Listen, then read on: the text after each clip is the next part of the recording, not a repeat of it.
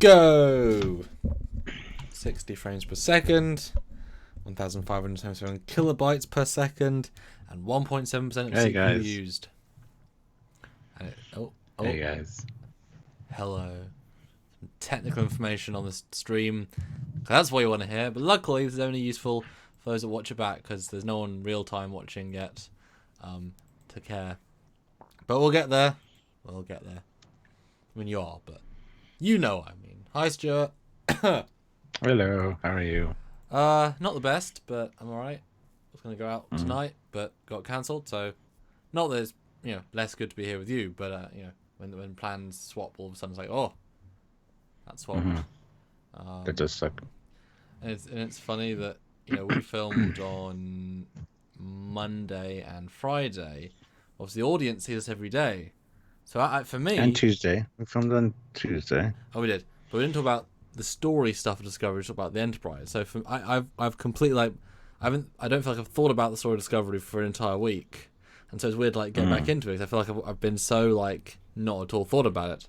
So I'm intrigued as to how you're thinking about it. I haven't been thinking about it. I've had a pretty hectic, busy week with other shit on my mind.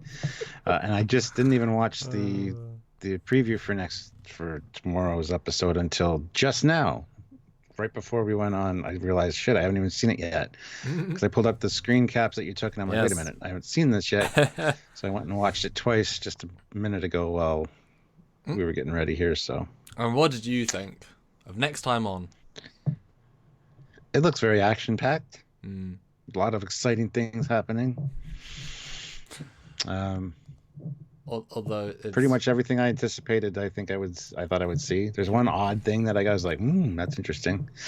There's some small tidbits. Cause I feel like, while they're always really strategic with what they do and don't show, I feel like this one was kind of a crap. We just have to get it out. So we'll show the shots as actually in the show, and often in the background you're like, oh, well, that wasn't meant to get through. Sometimes. I think there's a couple of little things that you can see.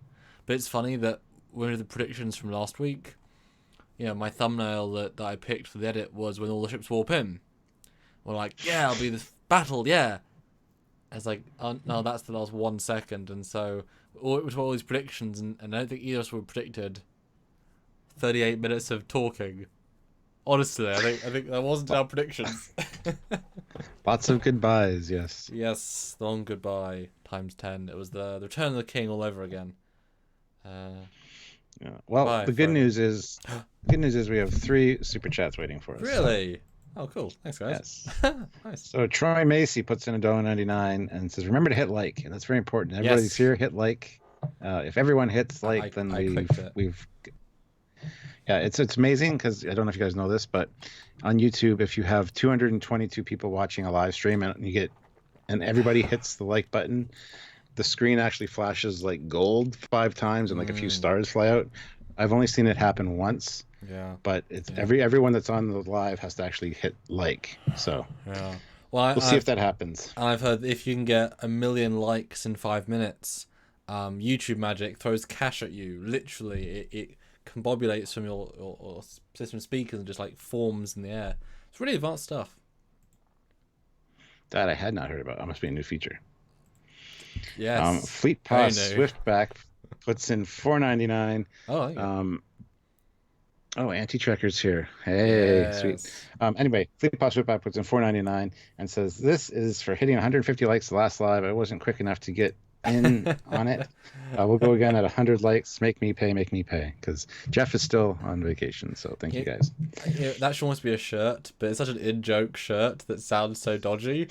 You know what I mean? It's that should just be a administrator's thing. It's like, Trekyards administrator, best in the galaxy, make me pay. It's like, what? It's good. It's funny. Yeah. And Joseph Petrick, of course, €2 and says, "I predict you have 140 euros more, and I have €2 less." Aha, see, he's clever. Yes, because of the whole 30% off the top thing. Good prediction. I predict that you're right. And Jill Wright's here, who is not on all of our lives these days, so welcome. Oh, Jill. Apparently she didn't get the notification yesterday, so she got here just at the end. Oh, no. Although we do them the exact same time every time we do them, so they are very or an hour early, depending. But it's true.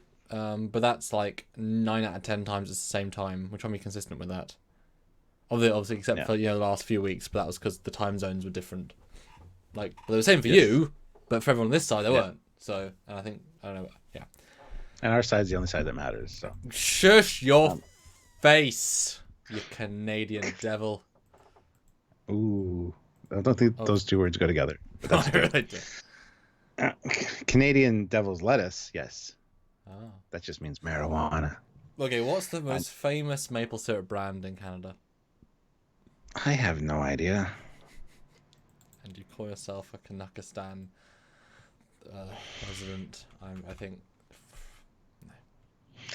Anyway, Clivoid puts in $2 and says, "I've heard chatter that Cornwall is Control 2."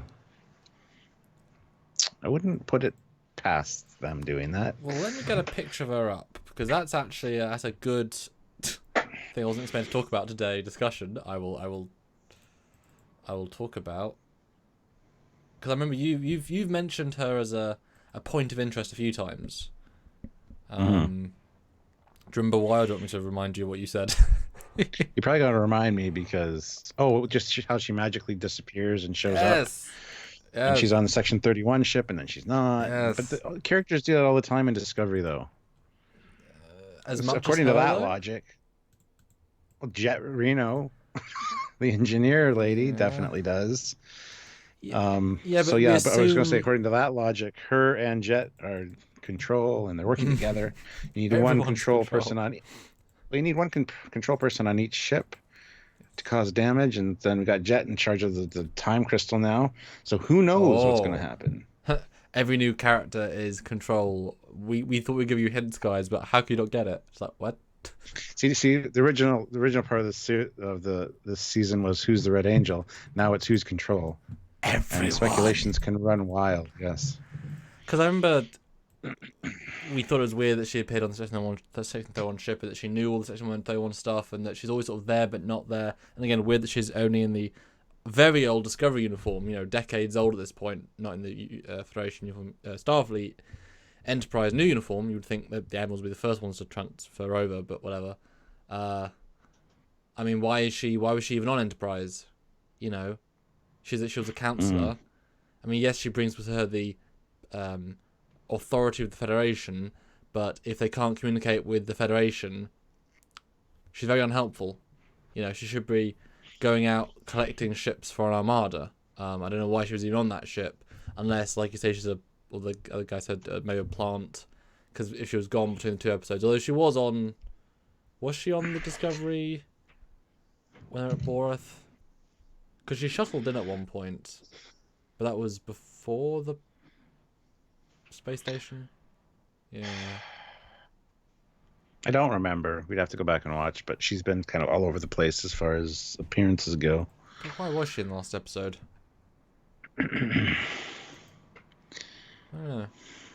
Yeah, Troy Macy puts in $1.99 and says, "Can we get a chief engineer, please? That would be great. It'd be great to have a chief engineer and a chief medical officer that we actually know. That would be awesome." Well, they're not the heroes of the tale, and what are they going to do in the next episode? Not a lot. That's the thing. Season 3, they need a soft reboot in themselves. Slightly altered cast, slightly whatever.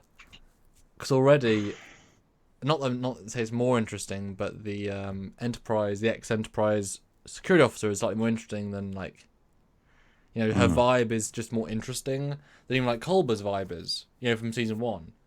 You know what I mean? Like if you're losing Hugh and Stamets because their story's over, who can you gain? Well, security officer and someone else. Jet.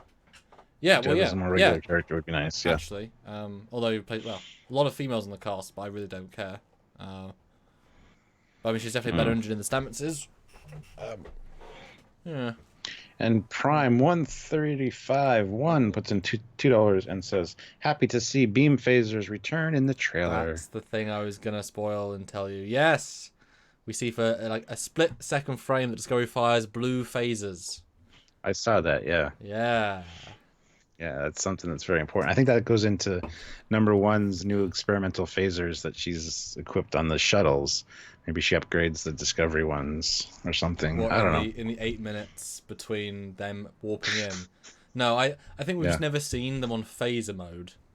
Because think about it, in season 1 they made pains not to show us the stuff. But how easy a win would it be, Stuart, to have the Enterprise just firing like normal blue phasers, just just what you expect. It's like, oh, good, cool. So I was very happy with that because all we see is the pew pews, and pew pews look terrible.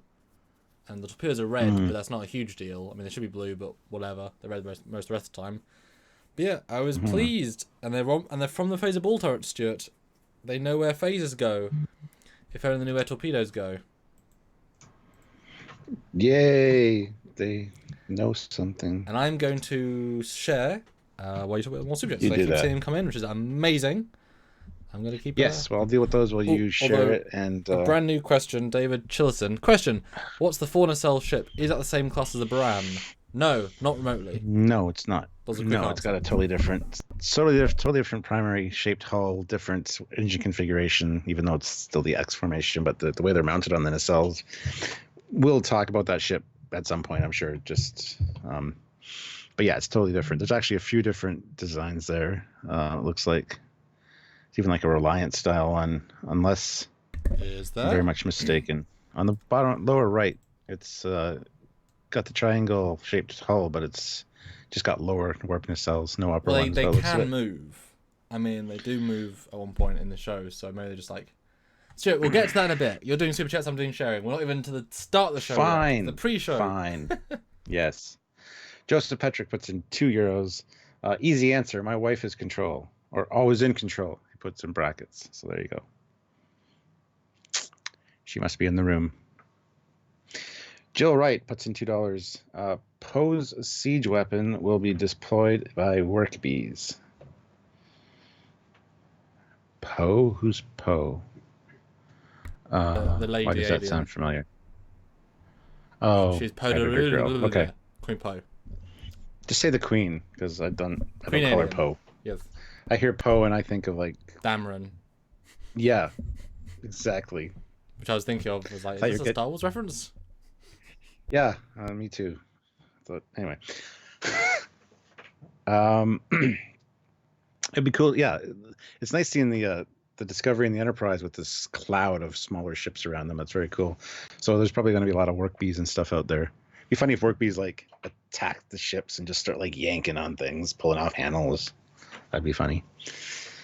Polish GMR gamer, I would assume, puts in £5 and says, "I hope they don't try to make control the Borg, as many thought. It looks like they won't do that. I think it's too late for that twist." No, it's not.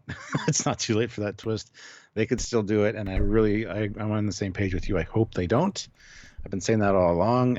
Even Samuel has been saying it too. We've both been saying it. We don't want to see the Borg have nothing to do with this. Well, and also, apart from small visual touchstones, none of the actual inner universe stuff makes sense.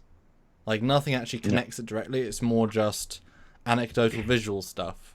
But that could just be from a director that wants to do fun references. Although I believe there was a tweet, either with the director or one of the producers, who said, "Oh wow, there are lots of callbacks. There are lots of similarities. How cool is that?" Like, just kind of you could take it as like, "Oh shit, didn't even realize that was that many." Because often you don't necessarily see it for what it is until it's like made. So as you write it, you might not have thought all the different things put together would look like it. But as soon as you see nanites, moving around the floor, you know it's not Borg instantly. It's like, oh yeah, clearly. But yeah. Plus, you got the writer's vision, then you got the director's vision, and you got the visual effects guys that step in to do their thing. So you're not always on the same page.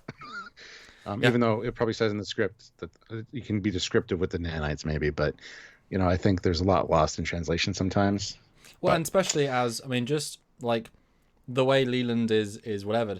Like, if you're showing something going through your veins, and it's tech, it makes sense. It's black, and you see it go through veins. Like, it's a, you know what I mean? It's the same. It made sense from Borg. It's just, it wasn't a unique process. It was just this makes sense visually, so we're gonna do it again. Yeah. And Good Tea, Nice House says, puts in $5 Canadian, so thank you, fellow Canadian. And this super chat says it all. Hey, Samuel, in Canada, we drink maple syrup straight from the trees. There's no need for brands or packaging. Yeah. Love it. My favorite brand is the Front Yard Tree. There you go. That's what it's called. Super Coops puts in 2 pounds. Blue phasers, good. Torpedoes from warp nacelles, bad. Yeah. It'll be interesting to see if Discovery actually fires torpedoes in this battle, and if so, where they come from. Because no. And Anti-Trekker. Oh, we got money out of Anti-Trekker. He puts in $2. I'm impressed. This is a great Star Wars show. Wait, oops. Yeah. Well, Anti-Trekker, what do you think of Mandalorian trailer? Yeah, what do you think of that Star Wars trailer? Did that like Star Trek, or was that Star Wars properly? Oh. That was cool. That was something to talk about. I was happy with that. Yeah, I want it not to be a leaked thing, because I feel like if everyone's doing lives on it, it's like, yeah, but we try not to. Like, even Favreau was like, after the footage, was like, oh, I was meant to say don't record it. Yeah. Like, literally, like, it's like, I feel like if he asked us not to do it, I'm gonna, I'll wait till it comes out, because it's like Favreau seems like a genuinely, real guy. Have you seen the panel for Mandalorian? Yeah. I haven't seen the panel for it. No, not yet. I actually happened to watch it live, so I saw that and it was a really fun. I think it's probably two of the best people to be helming the project, because they've got the guy that's been in the Clone Wars and Rebels, and he's like the Kevin Feige of Marvel. He just gets it. He's like an old school actual fan. He was taught on George Lucas, and he knows all the stuff. He helped invent a lot of it. So, great. So it's the guy that follows the lore and the canon, with a real creative master, creative guy who also loves it, like Jon Favreau, plus unlimited budget, and the most interesting era post Return of the Jedi. Awesome. So winning set, and model shots for selected cool things. Yes. And Omar El Mazri puts in $5 Canadian. Thank you very much. It is a good thing that this, or is it a good thing that the Section 31 ships are bigger than the Enterprise? Well, they do seem, some of them seem quite a bit larger than the Enterprise. Yeah, well, makes me wonder why Leland and those guys are on such a small little dinky ship, because they're in one of the small ones. But the problem with anything scale related, Discovery does not care about scale, and it's done its own thing. Honestly, I don't care. They could be bigger, smaller. It doesn't matter, honestly. Although you would assume that one of those big battleships could destroy either Discovery or Enterprise easily. Like, I would have assumed that from the get-go, because they're the special Section 31 guys, and they're big and they're powerful and 4 nacelles. It's like, should be an easy battle, Yeah. Like they've really gone over the top with firepower. I think suspension of disbelief wise. We'll get into that in a minute. Yes, absolutely. And Prime 135 puts in $1.99 and says, "Does Enterprise look properly scaled in that pic?" I like to think so. I like to think that Discovery is quite a bit longer than Enterprise.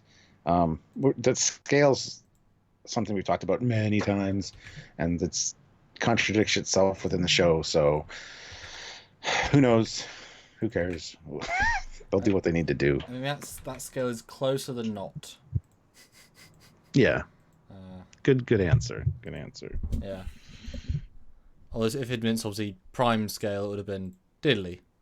But it still looks diddly, so just shows you how wrong the proportion Discovery is. An Anti-Trekker thinks that the sail is off for the ships. I think he means the scale, because I would love there to be a sail on ships. I'll take the Enterprise, please. Depends how the discount is. Do you want me to find a scale shot from one of our many episodes on it? I could find it and bring it up. If you'd like, if people would be interested, sure. This is Trekyards after all. We have all that stuff because it's already done all that work. So you don't have to. Yeah. Anti-Trekker says, "I think, for example, the ship in the upper left facing the camera, based on scale, is facing away from the Enterprise and Discovery." I thought the same thing. It seems to be like in the foreground. Because if it is facing them and it's back that far, it's at actually quite large. Whereas the one on the lower right-hand side, the Reliant style one, is it Reliant? Yeah, it feels like it's a big ship, but it could be a lot closer to camera as well, and the Discovery could be way in the distance. So, and actually, it's interesting because if you look at this shot, all three of the big ships are all different. Mm-hmm. Specifically, the bottom two share a much more close. Well, no, sorry, the top two share a close saucer, but we know there's a drone ship. But I think the middle left is the normal cruiser. The other two are drone ships. That's really cool if we get like 6 designs out of it, because there's also a smaller variant. But we do see some other scaly shots, and I'll find that from the last episode, so we'll get a sense of that. But Miranda as well, I didn't even notice that. Cool. That's when I pointed out, and you said the nacelles move, so that I'm an idiot. No. Well, I literally didn't see it. I didn't. You didn't see where it was. I saw, all the small ones, and I sort of saw, because that one that's directly below Discovery, it kind of looks like they're down. I was kind of like, oh, because the things move. That's all. Shouldn't see it. No. You hurt my feelings. Okay. Are you done, like, sharing? Yeah. Oh, yay, because sharing is caring. So that means Samuel is now done caring, everyone. He doesn't care anymore, so... Finish my quote for the day, yes. There's some of these videos. Let me find the best one. Yeah. Discovery, Connie, Prime look at... Nope, because we want to use other wires. Yeah. No, like I said, from watching the preview, there was very few things that surprised me in this. Based on what I had in my mind thinking was going to happen. There is one thing in particular that we will get to that really surprised me, though. And I don't know what exactly the hell it is. I mean, it's a Section 31 ship that's doing things and splitting things off of it. Well, that would have been hard to predict. Well, yes, I know, but that visual surprised me because I had to watch it like twice, and I was like, "What ship is that? Is that Discovery? Oh, that's not Discovery. Okay, what is that?" Because the first time I watched it, I thought it was Discovery, and I was like, "Oh my God, no! What are they doing?" It's funny. I'm trying to find one that has the Discovery and Enterprise in it, but there we go, found one. Okay, as I said that. As he's saying, this is impossible because there it is. Yeah, because that seems to be one that we didn't focus on as much, just because. Who cared? No. So that's the scale. That's Cornwall. That's the scale. Overlaid. It is, yes. Yes, Stuart agrees. Thank you. And so then we've got the TOS scale, the Enterprise, the other Enterprise, Shinjo, and Discovery. As you can see, the saucer is Super Steel, AK. I agree with you. Yes, he says they could use Death Blossom. That's what it looks like. Section 31 is using some kind of Death Blossom weapon. It's going to take out all the shuttles and bees and stuff. Those little ones. They're worthless. So yes. Yeah. Although I think they knew that they were going to use drone combat, obviously because they wrote the story, and so they had to have their own counter small ships to fight the small ships. Otherwise, it would be a billion small ships versus 2 big ships, and then it'd be like, well, of course they're going to win even further. There you go. Nice over. Yeah, it happened to be a PNG. So yeah, it looks about the same. Saucers are about the same. Enterprise is a little bit smaller. Yeah, that's about right. That's what you'd expect. And it shows once again that the new Enterprise is about a third. Well, not a third, but it all sort of upscaled. It's a good chunk bigger. Good chunk bigger. That's cool. Okay, let's start the episode. Well, Cameron Ward puts in $2 first. It says, "How about a series built around an Excelsior class?" I mean, that'd be cool. I mean, they've been talking about this Captain Sulu thing for a long time, but the problem is though, they couldn't use the original Excelsior. They'd say, "Oh, it looks out of date. It looks too old. It wouldn't fly for modern audiences. We've got to visually update it for modern time." Yeah. Every fan would be like, "But why don't you do that to Star Destroyers then, or the Millennium Falcon, or a lightsaber, or R2D2?" Stuart, the Gonk droid existed in the Mandalorian. I don't think the gonk droid looks modern compared to 2019 audience. I don't think you can buy a gonk, a garbage bin with legs that goes gonk, gonk. I don't think that's believable in modern day. Do you know what I mean? I think it's not, and yet it's a galaxy far, far away, though, so all the rules get thrown out the window. This is in our galaxy, so we have to and it's our make future sure it as looks well. like Has to be our future. Yes. Not like it's a Trek universe. But I didn't realise that, but yeah, it just shows the difference. Like, one's like, fuck you, one's like, we're gonna still use gonk droids. And there's nothing wrong with gonk droids. They're cool. I see them outside McDonald's. I see them outside McDonald's all the time. So they're very helpful. So the trailer starts off with where we basically left off in this, we are going to be bloody uppy, and it's reminiscent of this shot, which was in the last episode, which was the red diagram picture, which showed a lot of the ships, including the tuna cells, although it looked like the tuna cells were upper. Maybe they swapped that in post, because there's no lower nacelles that you can see, but plenty of ships. And obviously we're going to get a sense of despair, loss, destruction. Although I ask once again, Stuart, where are the rest of the Federation fleet?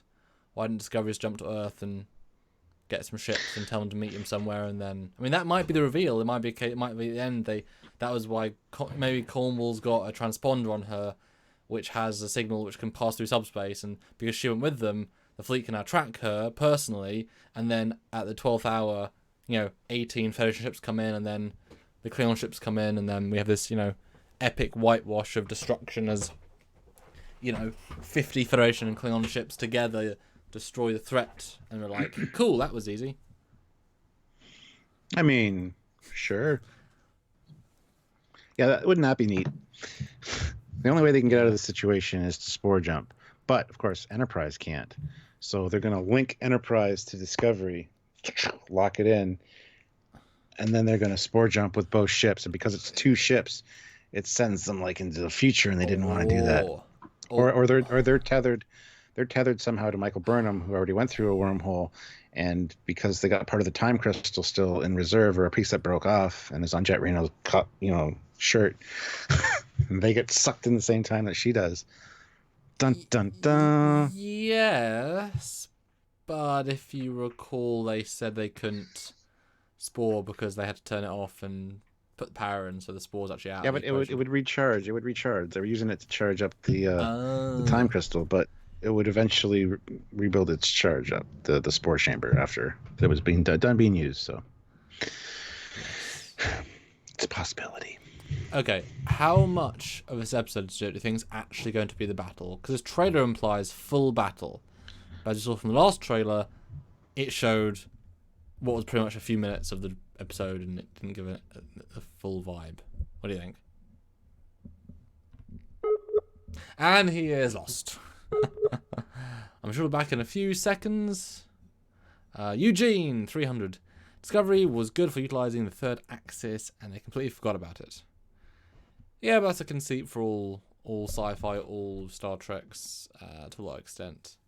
And it's hard though when you're doing fully 3D battles, try and keep things looking smooth on an axis, because I did this actually today, if you've got a ship that's like, so this is not, it's a normal plane, if you've got a ship that's like this, then you can't, the XYZ points, obviously there's no natural forward or back, so you have to kind of like play it by ear in the looking smooth. You didn't lose me. I didn't hear anything you said, so I lost you. And then just as you were coming back and I could hear you, you're like, and we lost him. And it's like, no, I was just coming back. I can just hear you now. Anyway, I didn't hear a goddamn thing you said, but I'm going to say that I think the first half of the episode at least is going to be battle, and then there's going to be. Sorry, guys. What? You still can't hear me? No, I can. Just really bad internet, and I can't see you. And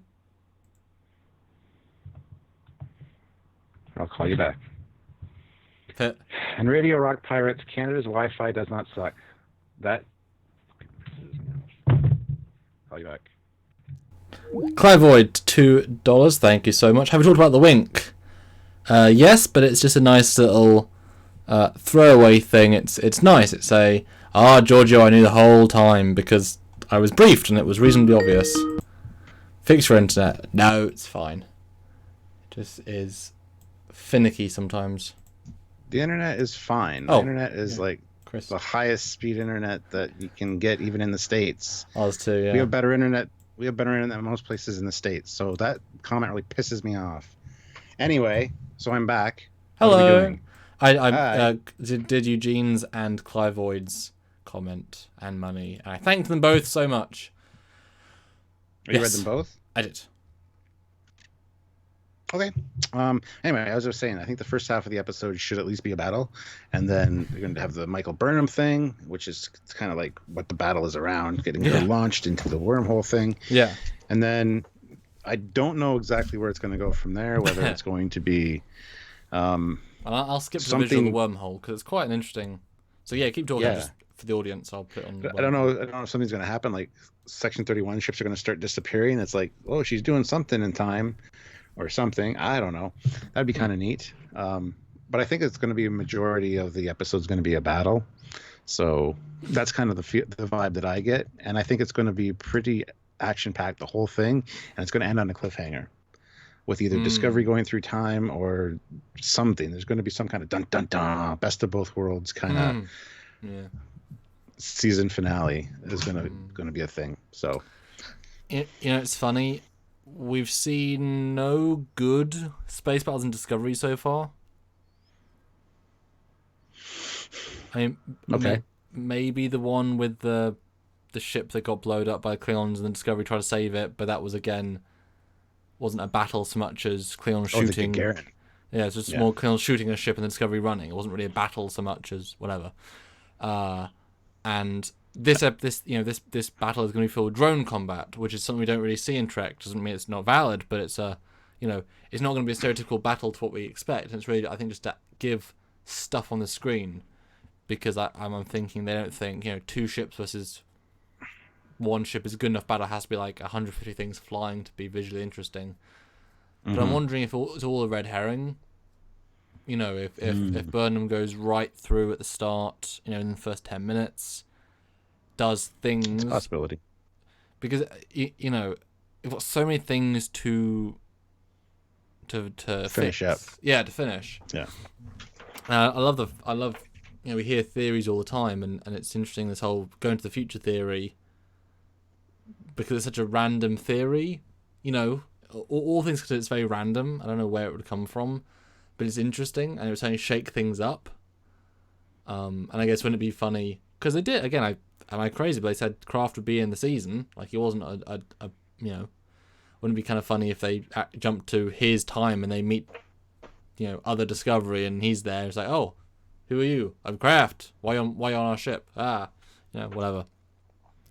I don't know. Oh, we got a PayPal donation. I'm going to check that.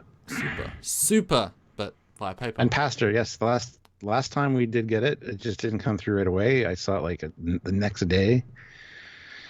There it is right there. And it is for $2.14. Thank you very much. He says, my final prediction is Discovery will end up in the future in the mirror universe. And I think Georgia will have something to do with that, as it was an interesting mirror universe reference in the previous episode in the transporter room. Calypso is, I think, a tip of the spear that is an AI for Discovery that will fix the mess with Michael Burnham. By the way, I think Borg, in quotations, visual was a clever trick to mislead annoying, moaning fans. And people just don't know Star Trek in general, I would think. Mud Shorts Trek is the story about a time crystal. If episode is less than 60 minutes, there is no way they will explain everything in this episode, and we will have a cliffhanger. So thank you for the comment and the PayPal. Much appreciated. I'm just excited to see the length. When we get, because I was really surprised, like 48 minutes only last week. Obviously, I didn't want more of the chatting, but I was hoping for like 250s, 260s, and be like, yeah. So I wouldn't even be surprised the next one's like an hour 5, an hour 10, like Game of Thrones. I'm hoping. Yeah, I'm really hoping so. It needs, like, that's what I said about this next Star Wars movie. I'm fine with it's 3 hours. You need to finish things up properly. It's like Don't know. Yeah. I don't know necessarily if they'll do that, but it would be great to see this one be a little bit longer for sure. Anyway, Fleet Plow Swiftback puts in $2.99 and says, "Hell yeah, 100 likes. We'll go again at 150." Well, thank you very much, guys. Everybody hit the like button. We have 283 people here. We can get to 150 easily. And I'd like to see the fireworks and all that stuff that goes off when everybody on a live stream hits like. I've never seen that. So. Oh, Christopher. Christopher Mallory. Sorry, I just brain dead. That's fine. Maroney. I wonder why the wormhole is black and not reddish orange like the ones we've seen before. It's true. This is a different wormhole look, so it might be a different thing. It might be a whatever. I mean, there's a visual hint. It's not the same thing that we saw previously. My guess is that the first time she goes through, it looks like that, but when she comes back, it's gonna have this red flash with it for some reason. She's gonna pick up some residual energy or something. I don't know, but. Troy Macy puts in $5. Thank you very much. Thank you. It would be nice if the last episode is 2 hours long. That would be super nice, but they're not going to do that, unfortunately. But that would be awesome. But if it is like 38 minutes, we'll be like, yep, two-parter. Yep, season finale, two-parter. Mm-hmm. The thing is, I mean, they spent all their money in the first 6, which didn't necessarily feel like they spent all the money in the first 6. And so they obviously saved some money in the middle, but maybe because they had such a good fan reaction to Pike, they were to bargain for some more money to finish off the epic ender. Maybe because a battle is expensive and all these new designs and models, and it's all expensive stuff, and then obviously it looks like movie grade effects. I mean, I wouldn't. I'll be right back. Yeah, I wouldn't be surprised if they could use that, because if you can end the season as epic as, well, not necessarily as it started, but certainly a much better start, then start on a high, end on a high. But the fact this is a different wormhole, there's something, to hear in here I want to talk about as well later, but yeah, it's interesting that it's different. Really interesting. But I always think that this battle's a red herring, because one of the, and I said this to you last week, it was last week, but what I thought might happen, to create an unwinnable situation and then only go back in time and undo it is fun drama. Because they sort of did that with the, look, everyone dies on the bridge. Let's not let it happen. A la, as Trekker said, Omega 13 device thing. That's all conceit. Not really, but really. I said that. Yeah, you did. Well, so then Trekker today though. I'm just calling out. So it'd be really fun if because also if you're throwing all these drones in, every ship should be able to win. It'd be really fun if literally both these ships are basically decimated, annihilated, destroyed. They can barely, keep the minutes going until Burnham's suit's charged, and then Spock helps them get out. The ships blow up behind them. They time jump, or she does a time thing, and it's like, oh, that was everyone's dead. And that's the first 21 minutes is everyone dying. Hello.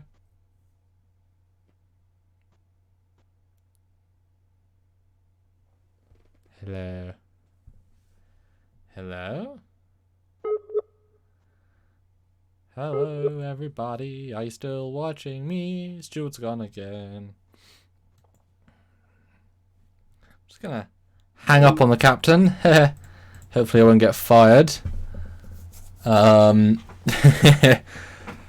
percentage does YouTube take? 1/3.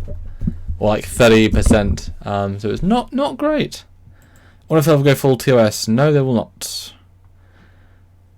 280 people watching, 147 likes. Please click that like button. But I'm actually really impressed, though, guys. They've actually designed several ship variations for this battle. That makes me really happy.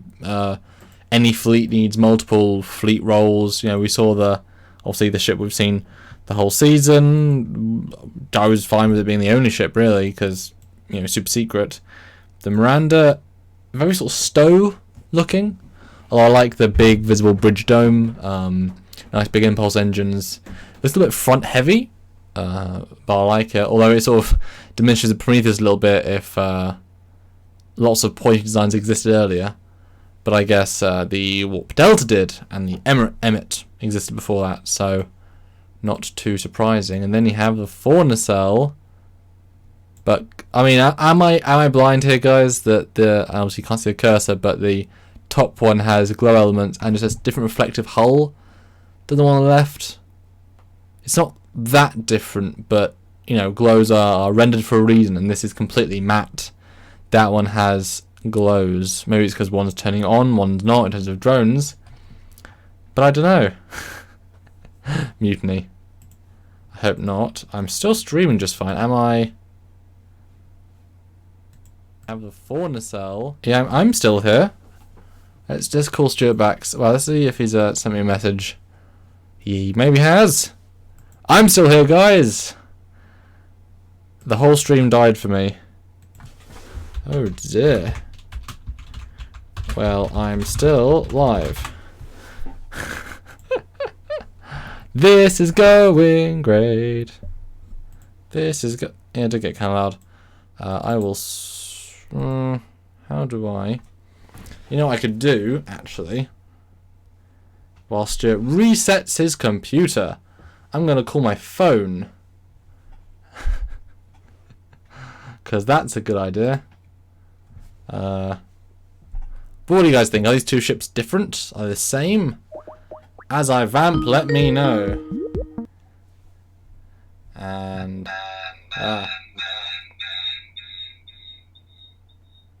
go. Hello.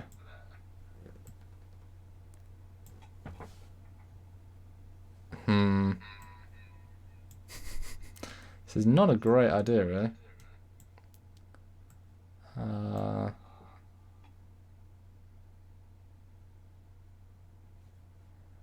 guess I'll keep my... Not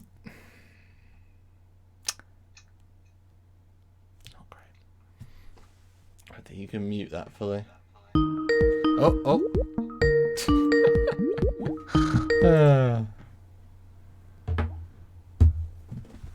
Yay. I'm back. Hello. That was good. I tried to phone in for my phone and it was going very poorly. So, thanks. Well, now you're crystal clear. So, mwah. Yeah. Did we get all the super chats? Because I was been watching for like a minute here. Didn't get any of them. I like waiting for you for those. Fine. Oh, hold on. Space Channel has the episode at 1 hour 30, says DSBD. $4.2 Canadian. That would be great. That'd be perfect. Means it's a 2-hour one. Yeah, well, that means it's, yeah. For you it is. For everyone else in the world it isn't. Hour and a half network. No, it's an hour and a half network time, which means it's longer than a standard episode. Oh, so it's like what? Well, that's good though. 65 maybe minutes.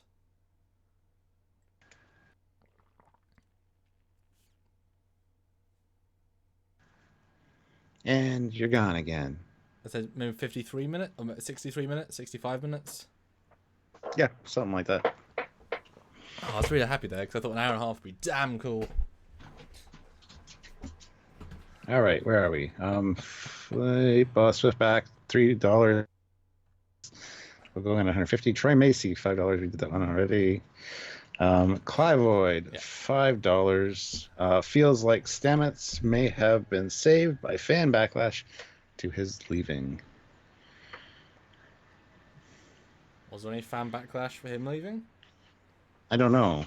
Not that I'm aware of. I just know I like Stamets, and I wouldn't want to see him leave. Well, the thing is, he's the sort of character I feel like that he's served his purpose, but you call him up when you need him. Mm-hmm. Like, you just video call him, you hologram him in. You know, he understands the ship well. You know, you have a mid-season arc where some mycelial have gone loose and are taking over the universe. Bring in Stamets. Yeah, he knows his ship. Yeah, and he's also out of space time, so he understands the universe better than, you know. There are reasons to bring Stamets back, just not necessarily as a full-timer. Yeah. Paul Sherrard puts in $2 Canadian. I haven't been this excited for a season finale since Bring Your Own Beer. Wow. I don't know what that is either. Bring Our Beer. Wow. I don't know. Battle of Binary WoW. Battle of Binary Wicked. I don't. Yeah. Oh, Best of Both Worlds. Damn, that's a long time, mate. Sorry about that. That's decades. Yeah. Sorry about that. And I'm expecting it to be that kind of finale for sure. Yeah. It's gonna be a dun dun dun dun dun dun moment. It's gonna be so anticlimactic though. It's not. Depends. Well, the thing is, if she resets the entire timeline somehow, and like she ends up on a different Enterprise with a spot. There's things you could do, but yeah, I don't know. Well, we'll see. We'll know soon enough. We'll know tomorrow. Well, I'll know Friday. So I'm gonna have to stay with the internet on Thursday night because people are gonna spoil the hell out of this one, I think. Yeah, well, and speaking of, guys, Thursday night at 10:30 Eastern Standard Time, I'll be doing my first. Actually, it might be later. Might have to say 10:30 or 11. So it's iffy. I would just skip Orville that night, dude. Just watch that after. Well, it's recording it. Yeah, I think I might have to do that. Yeah. I'll still do 10:30 then. I think you're right. That's a good way to do it. But yeah, tune in for my first reaction because it's always fun. Yeah. John. Oh no. Yeah, DSBD puts in $2 Canadian. Thank you. Mm-hmm. Space Channel has the episode at 1 hour and 30 minutes, which is good. I need to readjust my PVR then because it'll cut off the end of it. How great would that be if it's the epic battle closing out? It's like, and stops recording. It's like, well, it's done it before because sometimes they go longer because it's network TV, so they need the commercials. So a lot of times when I watch my rewatch, I miss like the last couple minutes. It's like first. So I set it now to record for 15 minutes longer for each time, just in case that happens. But I'm gonna have to rejigger it, make sure it's right. John Harrison puts in £2. Have they started on season 3 yet? More PL. What? I don't understand what more PL means. Sorry. And I don't think they've started on season 3 yet. I know that in the lady who's taking over, I don't remember what her name is. Sorry, she said that they're busy in the story planning for season 3. Yeah. So they're on season 3, but I mean that's a long process. Although obviously it could be really short. From we know that Discovery season 1 they were writing scripts for episodes that were 2 away because they rewrote all the scripts. So I mean.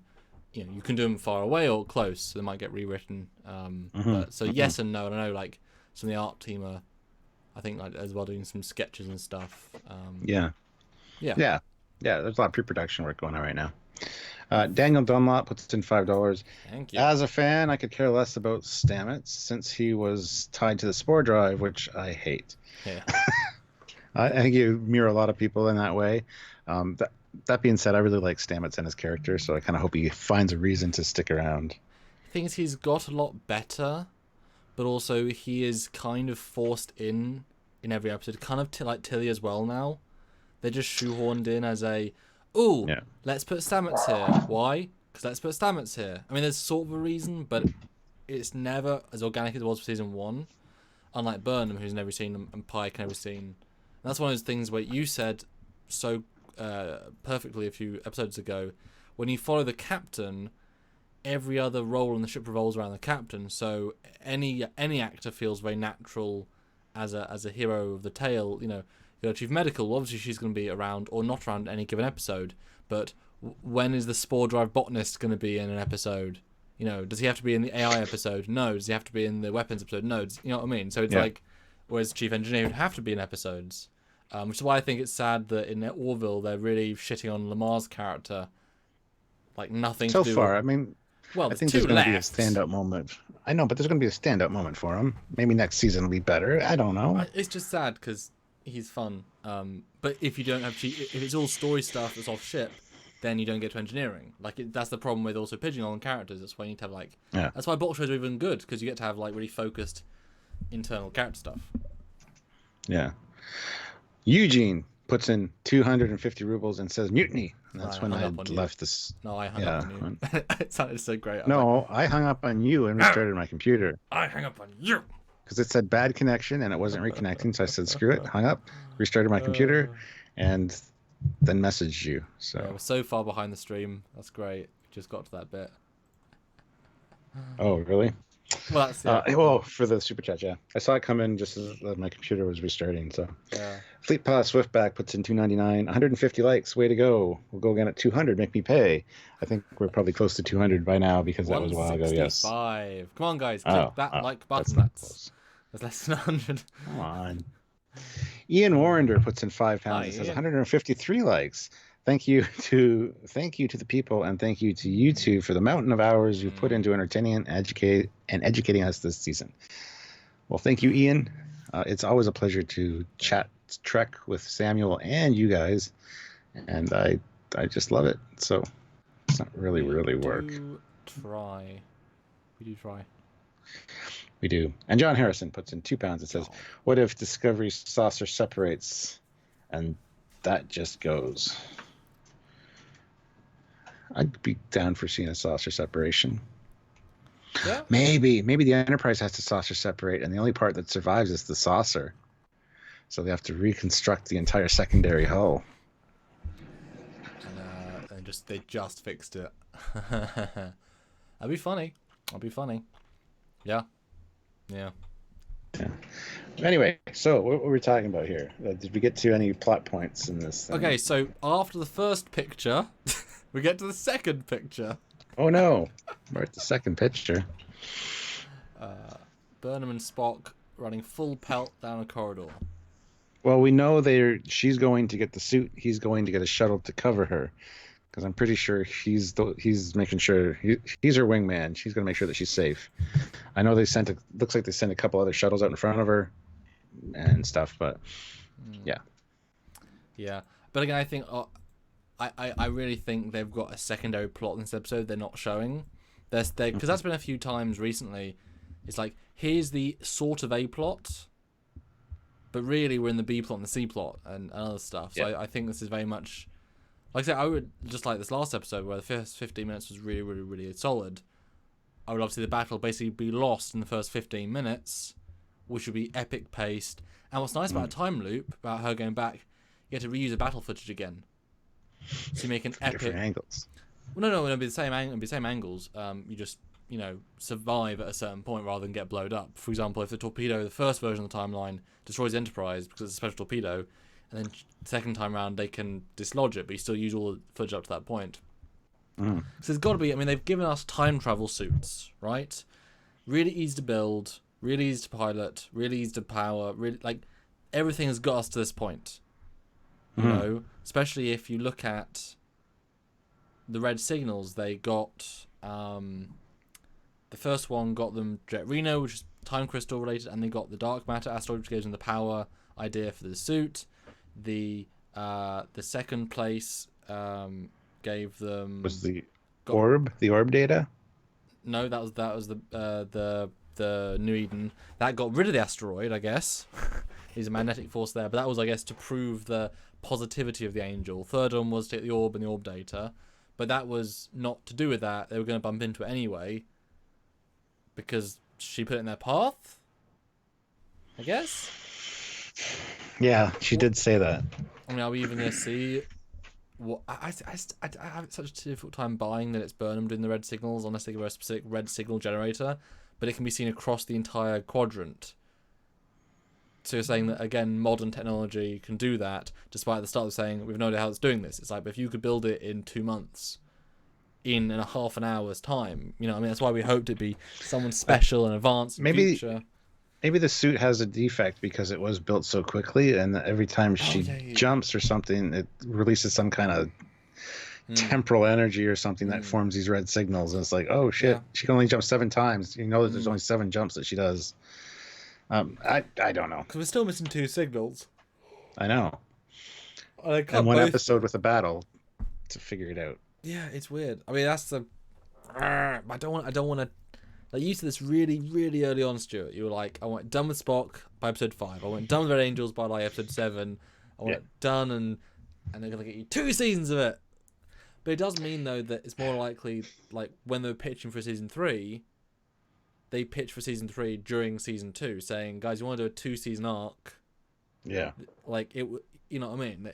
That was very much we'll see how it goes, but if they cancelled it, that would be destruction of the show. It would be more a case of, we're only going to be 10 more episodes, not 14, or 8, not 10. So it is a 2-part. You had to have had a season 3 without us, or maybe because they shuffled things. Maybe it was originally a 1-season arc with a different Red Angel and such, and when Kurtzman took over, he made it a 2-season arc because they did feel like they only had a certain amount of plot in the episodes. And so maybe they said, we're going to stretch out a bit more, do more character stuff, cool, great, but save some of the bigger reveal stuff for the next season, maybe, I guess? What do you think?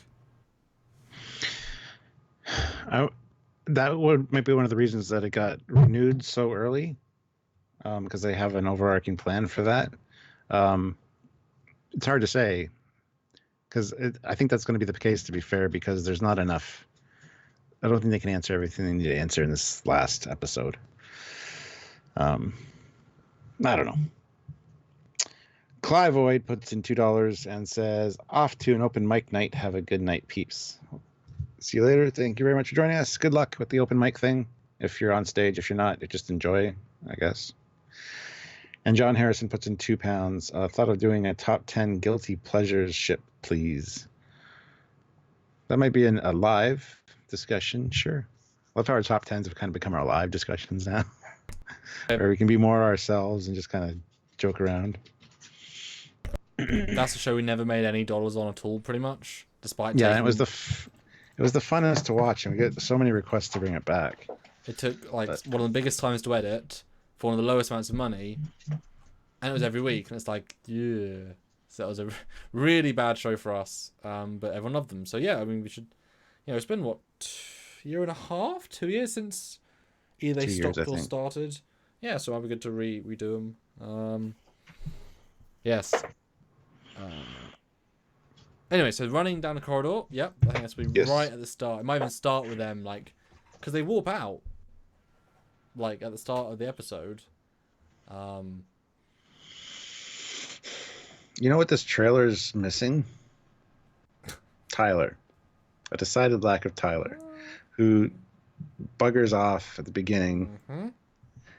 There's going to be some D7s coming in. That's my prediction. Da, da, da, da. We're going to get that music. I guarantee it's torpedo ding.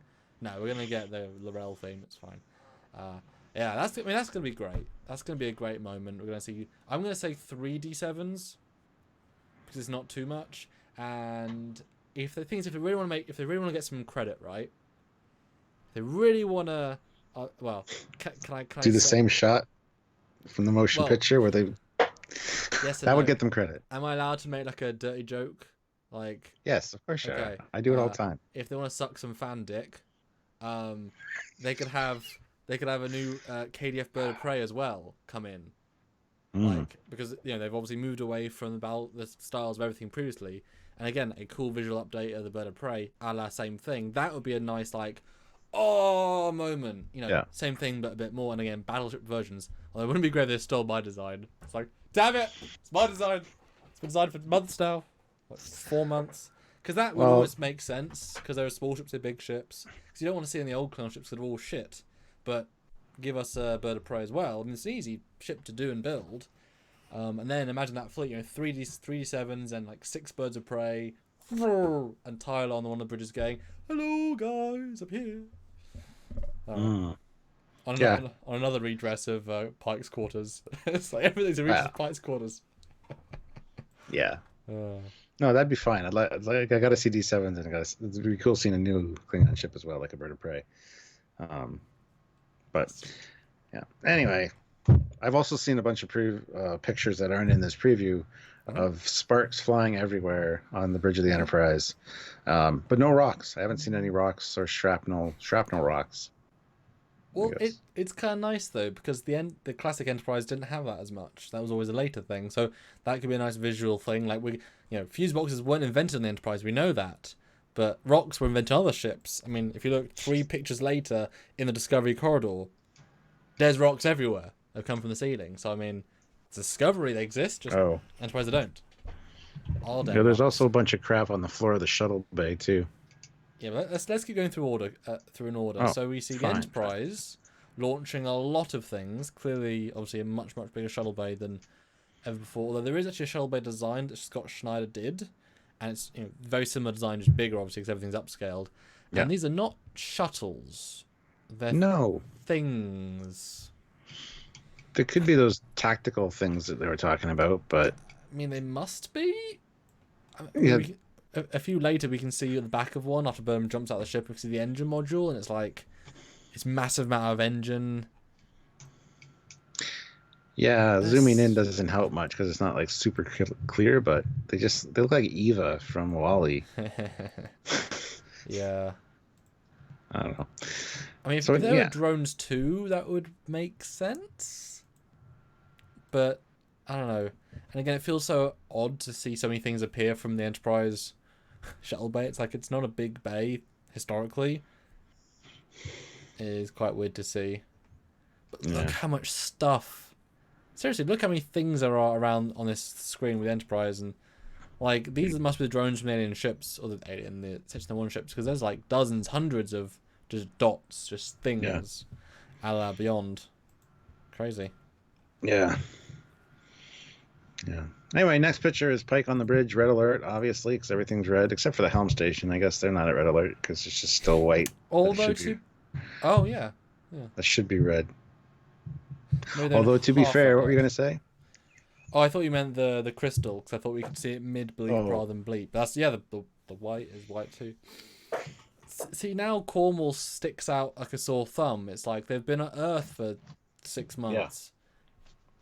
What? There's no rationale for not to be wearing the correct uniform at this point. It is odd, to say the least. Yeah, Pike looks damn smart. Good for him. Big bridge, though. Big bridge. And then Giorgio, who's on Discovery. And then lady, I've forgotten the lady's name. Dittmer. There you go. Then. Yeah. Then the launching of the drones. Bring in the drones. I don't know what this is, but it's cool looking, and I'm sure they're going to wipe out a lot of shuttles and work bees, and it's like a cool point defense system. Have drone defense. It's kind of neat. Unless they're all like part of control, have part of control consciousness in it, and they all like attach to ships and start taking over ships. That'd be kind of neat too. Can't see it happening, but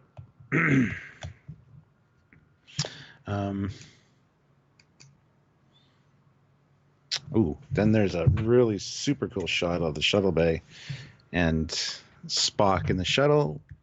Michael Burnham about to jump out with her new super cool wingsuit. It looks good. The bridge is definitely too big, says Matt. Oh yeah, we talked about the bridge yesterday, so I don't know how much more we're going to talk about it after this episode. It depends. I mean, we'll just probably just like a summary video. Some people have asked, I don't want to watch 2 hour live. We'll just do a, oh yeah, best bits of and stuff. All the nice details. But on the drones, for a second, it looks as if they are actually the hull.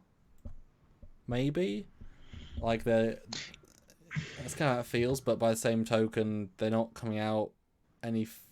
It's hard to see. I think maybe the fact that we've seen drones from Jet Reno in episode 1, Giorgio episode 3, and then the Mirror Universe, and then the camera drones for Red Angel suit. I think they're getting us used to the idea, because it's not really a Trek thing per se. But I'm not against this, but I don't know. Does it make sense Section 31 is a thing? I don't know. It does make sense that Section 31 ships have that for reconnaissance and intelligence gathering, have it orbit a planet or a moon or whatever and get like detailed shots of stuff on the surface. So they could be like spy drones, because they are a spy organization. We'll see. It's hard to speculate right now. Yeah, I'm guessing they're all low-ish powered, like pulse phaser drones. So it's hurting you with a swarm. I doubt there are many times in Section 31's history when they had a full-on space battle, a fleet of their own ships, so clandestine ships versus someone else. So, one-on-ones, and they bring this big gun with all of the drones, and they just sort of, shoot with 1,000 cuts. That being said, they could also be not departing the ship, but they could be like reattaching to the ship. Wouldn't it be cool if you see all these ships surrounding Discovery and Enterprise, and then all of a sudden they start to flicker out because they're all holographically generated ships, created by these drones, and all the drones reattach, and there's only like 4 or 5 main control ships there. It was just like, to see, to cause the Discovery and Enterprise to tip their hand as to what their plan was, maybe? I don't know. Well, that's the problem with fighting an AI, a super intelligent, threat assessment designed thing. I would assume it would have thought of every possible, think Doctor Strange from Infinity War. I would think of all possible outcomes. So it should be able to win this battle real quick. That's why. But would it think illogically like humans would, or would it rule things out kind of like Picard did with Riker? Putting the saucer in danger. I wouldn't have approved that plan, Riker. Yeah, but if you can't analyze living beings, then it wouldn't be helpful in its purpose, which is designed to work out if the Klingons would fight you more. I mean, if you can't guess people, then it wouldn't be useful against the Klingons, so it would be flawed from the start. So I think it's obviously it's algorithms, but remember it's sort of gained sentience already because it can think, act, do its own. I mean, it's completely autonomous. It's doing its own thing. I don't know. Like I said, I really hope that we get the first 15 minutes, everything goes tits up, and then it gets weird. Because then you spend a lot of money on a certain sequence, then it goes, Burnham goes to the future, sees her mum, uses a time suit, does a lot of the stuff just in space by herself. Goes through the season. She, as you said, she red jumps. She's the one that's on Kaminar and stuff. Yeah. Well, Eugene puts in 250 rubles and says, "Are those Wally things pods from episode 1?" I was under the impression that the pods from episode 1 would be kind of carried over into this episode from the way they described it in the last episode. But I don't know, the EV pods or whatever that they used. Well, they are here somewhere. We see them we saw them. They were leaving the ship in the last episode, but they're not here. They're not as visible as we've seen yet, but I'm sure they're here somewhere. Yeah. Although right here, there's clearly another type of vessel. I don't know. It's weird. Like I said, I just don't consider drones and smaller vessels very useful against starships because your shields are powerful enough. With one phaser, just do an arcing phaser trail and you've killed 10, 15, 20. Some can survive, but I mean, you can just wipe out so many very quickly. Yeah. And John Harrison puts in £2. A ship behind the drones looks like a droid fighter.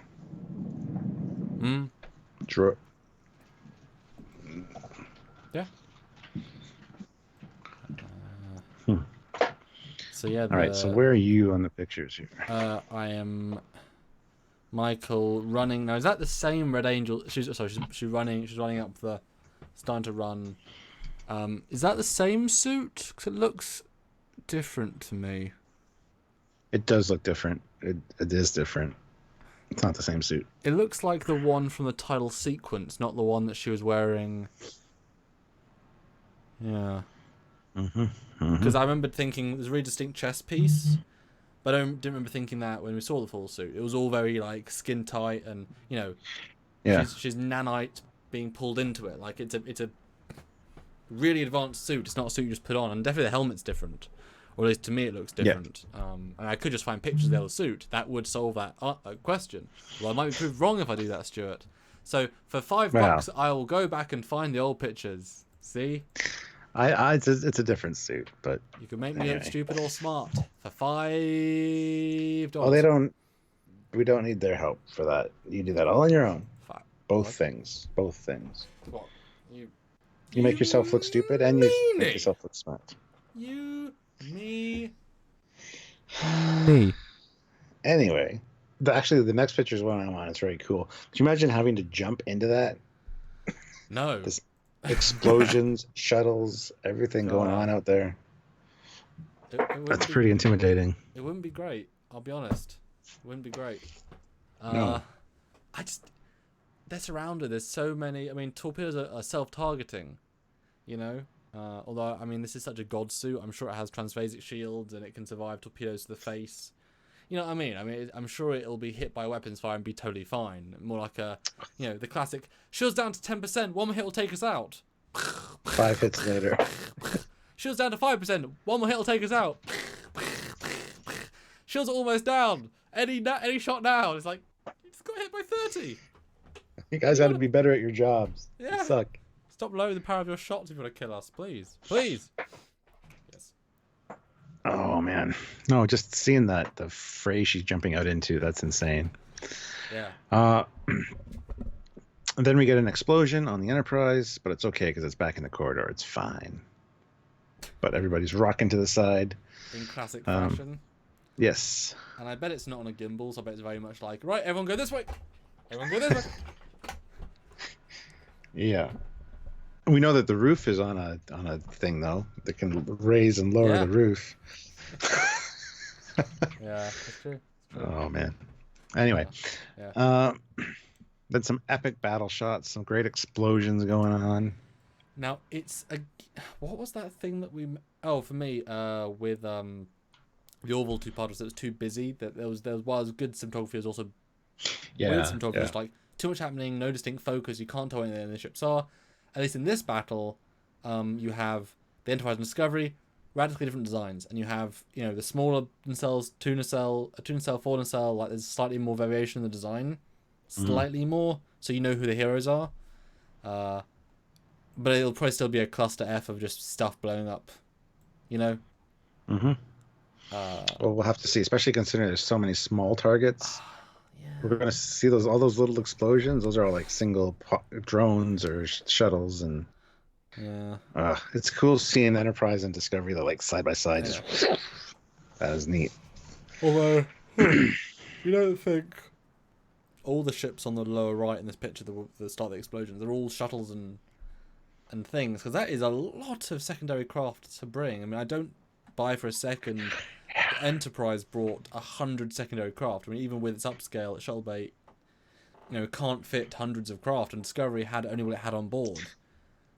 No, I do buy the Section 31 side though. All those little drones that launch out of the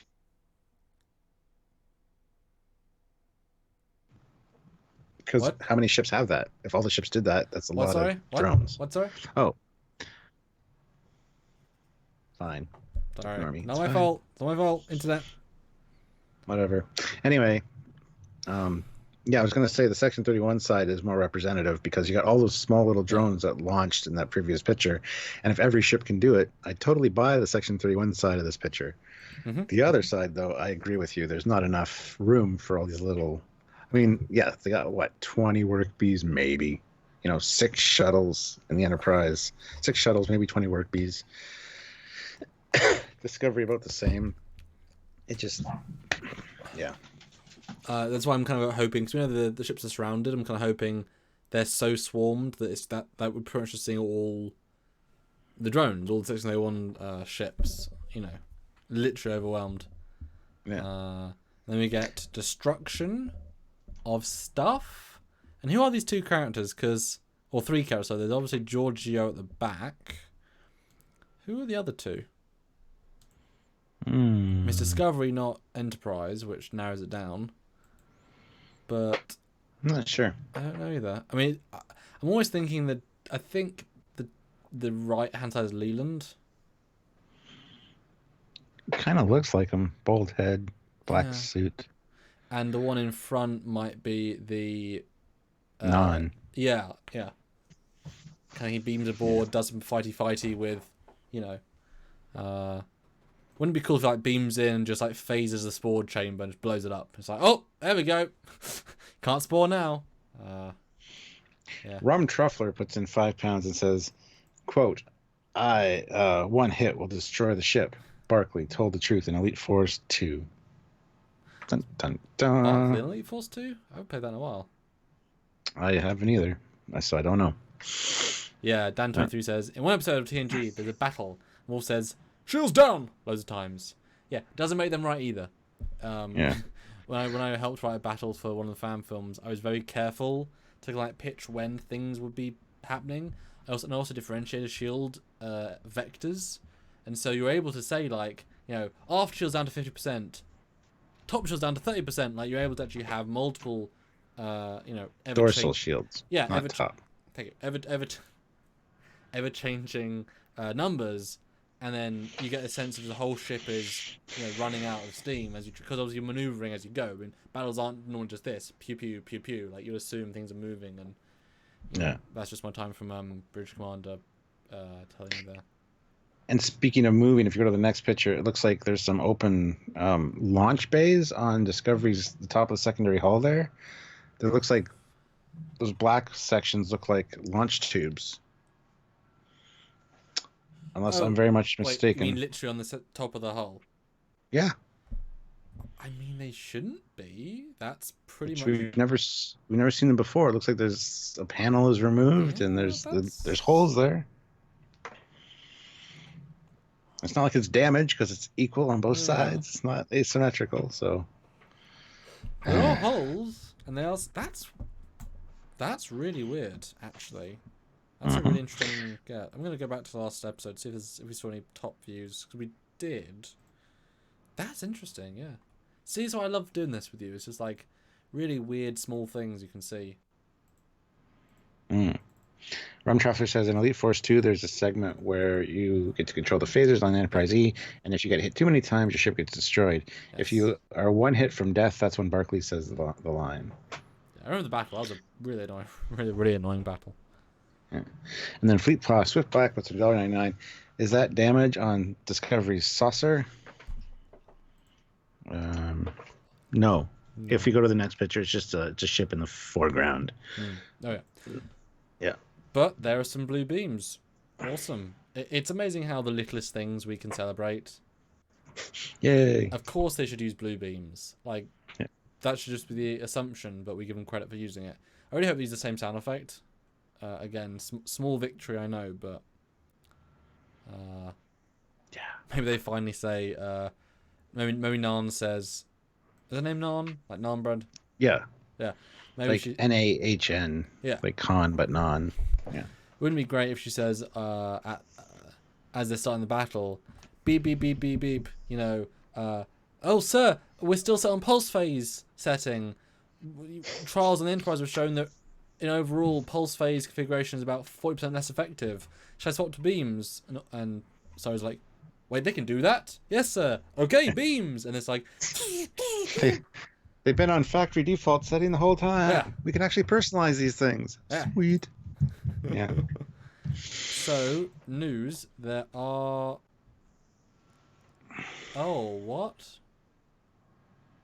Huh? Okay, there are holes on the Discovery in the last episode before the battle, but they're not the same? Weird. And then, I mean, obviously you'll see it in a sec. Can I bring it? That's... What? Say what, Stuart? Say what? Okay, what? Thank you. Thank you. Is this the new picture? This is the new picture.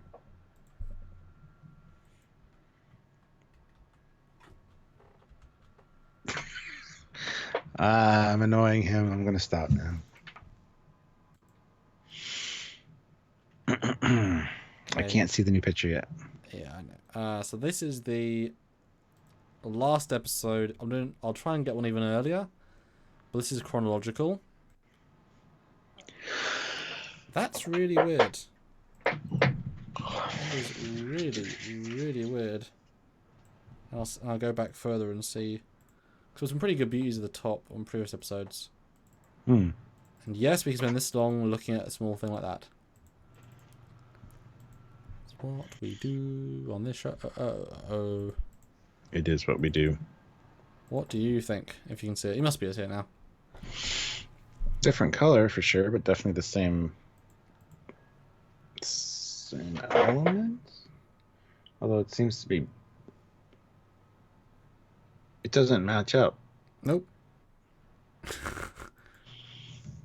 Wow. Because one's like the later one's more square, and there's little grooves, the little slices in between everything. The other one's completely clean. Wow. And obviously the color, which I didn't even think of. But yeah, they're completely different colors. It's not like just reflectively different, just different colors. I think it's just a different CG model that they're like. That could be as simple as that, yeah. That's weird, man. It's really weird. I'm keep looking while you talked about some super chats because there must be another shot of that. Well, there are no more super chats. Oh. But guys, you're also super. So, I want you to chat. Yeah. You see the correlation. Come on now. But is that causation? Jill said, "Did I miss bickering? Hooray!" No, we weren't bickering. Bantering, maybe, but apparently Nick says we need to rebrand and be the Orville Yard. Why? No, it wasn't Orville Yard. It was Dockyard. Yeah. In why Orville, is that, Stuart? So why do we need to rebrand? Why that? I don't know why we would do that, but why are we the Dockyard? Oh. For Fleet Yards for Orville. Remember why? Because it's yards and it's a dock, and they said it in the episode. Yeah. That's what the space dock's called. Yeah. It's great. And it just makes sense because we got Trekyards, Fleet Yards. Why not just make the Orville stuff dockyards? Yeah. It's canon, don't you know? It is weird that we haven't got a season 3 announcement, but my official guesstimation is that because of the Fox and Disney merger, they both want to prove its worth after the fact, and they're trying to do a really interesting contract. So I think they're going to commission 2 to 3 seasons and say, right, you got 3, and you got 2 seasons worth of budget for 3 seasons worth of content, mostly standing sets. Prove to us you can make a efficient show, because that's a good chunk of money and you can spend it really wisely. And make 3 seasons and come back to us. And if you've made it really popular, it's not it's not getting the numbers it should do. If you can get us there, then we'll renew you further. That'd be my guess. Is what they're doing, 2 or 3 season order. And Jill, if you want to throw out predictions, go ahead. I mean, we always welcome predictions from you guys so that we can talk about them as well. We still need to get through this trailer. There's a few more scenes left. Yeah, sure. Let's keep going. Yes. Before we do that, Joseph Petrick just super chatted. €2. Will you do the movie rewatch lives after disco? Movie rewatch lives. We'll probably do something like that. We need to keep the lives going, and there won't be Discovery content necessarily, so we'll find something to do. Yes, Don't worry. If you guys have heard, the lives now generate over 50% of our financial support in terms of YouTube, so therefore having lives continue. If we just stop the lives, the channel would probably go away. So we need to keep the lives going. I mean, the channel will always be here, but the new content would be very few and far between if we're not making a lot of money on it. So yeah, obviously, yeah. I mean, this show, as you know, is what I mean. Like, what everyone expects. Yeah. All right. So the next scene is the Enterprise and that torpedo / whatever the hell that is, because it's not a torpedo, heading right towards them. Although it does look very much like a JJ torpedo from Into Darkness. Yeah. The famous, very ultra mega long range torpedoes. Yes. What do you think it actually is? I think it's a boarding craft. I think that's how. Well, I was going to say how Leland gets on board, but he gets on board the Discovery, so I don't know. I think it's some kind of boarding craft. I said this last time, like a la Krill from Krill's men from Beyond, how they got on board the Enterprise. Because it's not a torpedo, it's some kind of craft of some sort. So. Yeah, I mean, to be fair, if that's the thing, if they were actually taking these ideas to their fullest extension, because just the idea of control AI nanites taking over bodies, that's a full season worth of story. Just like we had in season 1, you had the aliens taking over people, and we had a subtle arc throughout the entire season, then the final conspiracy one about who's really been taken over. So you could have a season of which admirals actually now AI'd, and that could be an entire season. And so if they were taken to its fullest extreme, then the missile hitting the ship gets nanites on board, it infects somebody, and that person then becomes a spy on board. You don't need to send necessarily a person aboard. Cornwall. Yeah, exactly. Don't need to necessarily. Oh, look, Stuart, the bridge is no longer lit up. I just noticed. The shield's down. Nice. How much better does that look without it being a big glowy element? Looks good. Looks better. Actually, looks a lot better. It's amazing how you don't notice things when they're thing. So how great is that going to be? The nice big window, and then in battle is going to say, activate the shield, and then cut to the exterior and it all goes black, classic. Then it swaps from a view to a view screen. They're like, look, fans, screw you, we did it. It's like, good. Do you want a round of applause for something you should have done? Yes. Speaking of the bridge, the next shot has the bridge console exploding. Damn. It's not the communications console. It's the one at the front of the bridge, because that section of the corridor back there gives it away. But before we get to that, Eugene puts in 300 rubles. Do you think the vision from previous episodes will happen? Maybe Michael Burnham will be stuck in some kind of time loop. Yeah, I'm not sure about the visions happening, because the whole Discovery crew gets basically annihilated, shot in the head. That's right. Yeah. As in shot well. As in shot, it's a good scene. Yes. Well. Yes. I don't know. I can't see that happening, to be fair. Mike P. The torpedo that hits the Enterprise is the same as the probe that attacks the shuttle with Pike and Ash. It is not. No. No, I don't think it is. Definitely not the one that's converted at the end, but I think it's got the wrong engine layout. But definitely not the converted one. But why would they send probes? Okay, now I'll go back and look at that. But it's definitely not the post one with the tentacles. Oh yeah. What was your comment about the? What did you just say? But about what? Something. Sorry, what was your last statement? Sorry, I was reading that comment. I zoned out. Oh, about the bridge console? Oh yeah, bridge station. Yes. Yeah, that's one of the forward bridge stations you don't really see very often. Yeah, you can just tell by the corridor back there. I mean, this is great. Although you said, are they really going to build a set and not, only for 2 episodes? But if they damage the shit out of it, like that's a lot of production value you're getting. Build it with blowy uppableness. Like that's a lot of value you're getting visually. And you can even see behind the chair and the constructed jelly bean panels being blown up. At least that's what it looks like. I love that you can literally see, if you still frame it, you can see the fireballs coming out from the obvious, literally, those are where the nozzles are of the effect. Yeah. And it's like, why are there nozzles there? You know what I mean? It sort of breaks down a little bit when you still frame it, but I love the spark. That's a really nice, shot. It looked great in motion. Although you can see that definitely these chairs aren't on, rails, because... Well, I guess there are slices on the floor, but they're clearly not deep enough or anything. They clearly just went back. Let me find this thing. Oh yeah, you're looking for that probe, aren't you? I am. What if the wormhole sends them to another Roddenberry universe and that thing's stuck in the hull is a Magog breaching probe? Yes, the Magog. David Ellis again.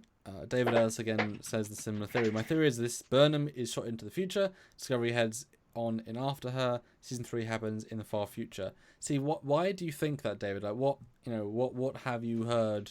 What have people heard to think that? Yeah, it was just a rumor that popped up one day. It's like, hey, season 3 is going to be 500 years in the future. I'm like, what? Where did they get that number? 950 years would have made more sense, or 1,000. Yeah.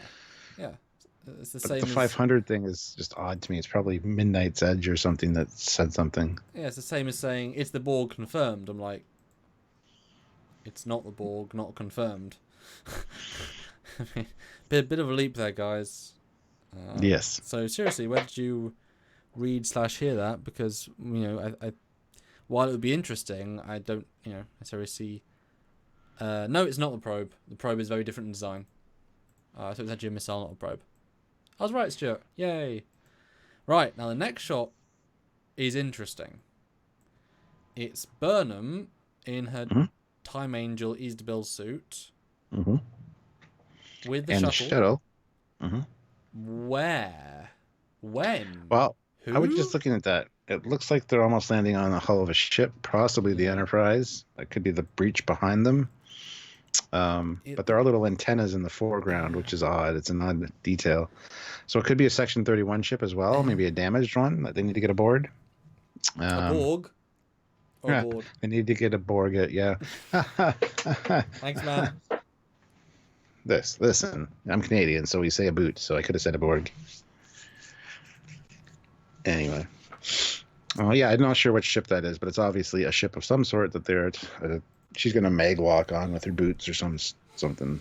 But is this after the time jump? Because wouldn't it be interesting if she goes through, Spock gets pulled in with her, only then maybe, and she's in the battleground of this future war that we know happened, and then they find Discovery, you know, so it could just be as simple as her and Spock are in the future. They find the future Discovery, which was told to wait because it survived the battle. They repaired it, and they were like, "Well, we have to get to Burnham so we get the crystal." Although I guess she took the crystals, so I guess there's no crystal on the Discovery, and it doesn't do much help. Unless Jet breaks a section off, because last time we saw she was in charge of it, and who knows what happens. She saw the vision of the future of the thing in this Enterprise hull, so maybe I don't know. Oh, in reference to the future theory, no, I don't think that'll happen because Burnham's no longer on the bridge, so therefore it's been changed radically. And Leland would be able to detect instantly the Red Angel suit. I would know that's the new threat, so the strategy would be very different from kill them all, take the data, to kill them all, take the data, stop the suit. And it could be enough to, not have him get on board. But I don't know, this feels more like, to me, the Discovery. I don't know why, hull colour-wise. But I think actually doesn't. I think you're right. I think it's more Enterprise hull color-wise. I don't know. It's a pretty blowed-uppy bit. It doesn't look smooth enough to be the Enterprise hull, but I don't know. I think it's a Section 31 ship, to be honest. Yeah. But it's weird though. Why would Spock dock with her? I mean, you would think the battle's raging, and you can see in the background people just be shooting her left, right, and center. What could tie in with the next two pictures? I mean, we see Spock very ragey with sparks behind him in the shuttle. And right after green that, blood on his cheek. He's been hurt. Yeah. And right after that, you see Burnham with the display in front of her. Could be that she's aboard a Section 31 ship at this point. Because what is this? This isn't just her, this isn't the interface of the suit. So where is she? It says crystal charge level. I can read that. Red signal 04. Yeah. Yeah. She's creating the signals. Yeah. Although, can you see on her arm? There's the delta, because Oh, you got to brand your stuff. Even secret time suits made for Section 31 need deltas on their sleeves. Right. True that. So. Yeah. So I don't know where that display is, but it could be the suit display. It could be a graphic projection display. I don't know. And crystal charge level is almost full. Red signal. So yeah, it's definitely her going back. So we're definitely going to see her visiting. Is the fourth signal Kaminar though? I think it is. Yes. Yeah. Yes, I think so. Okay, now it's time. I mean, you've said this for a long time now, but this suit is different to Mama Burnham's, obviously. Yes. So let me go back and see. Well, first of all, tile sequence is clearly this suit. Even the hull matches it. But let's look at the Saru suit. I don't know. Probably. That's a hard one, actually. And I'm going to bring up those bloody graphics as I go, and I've got... Sorry, I'll let you do the super chats while I find this. I would, but there aren't anymore.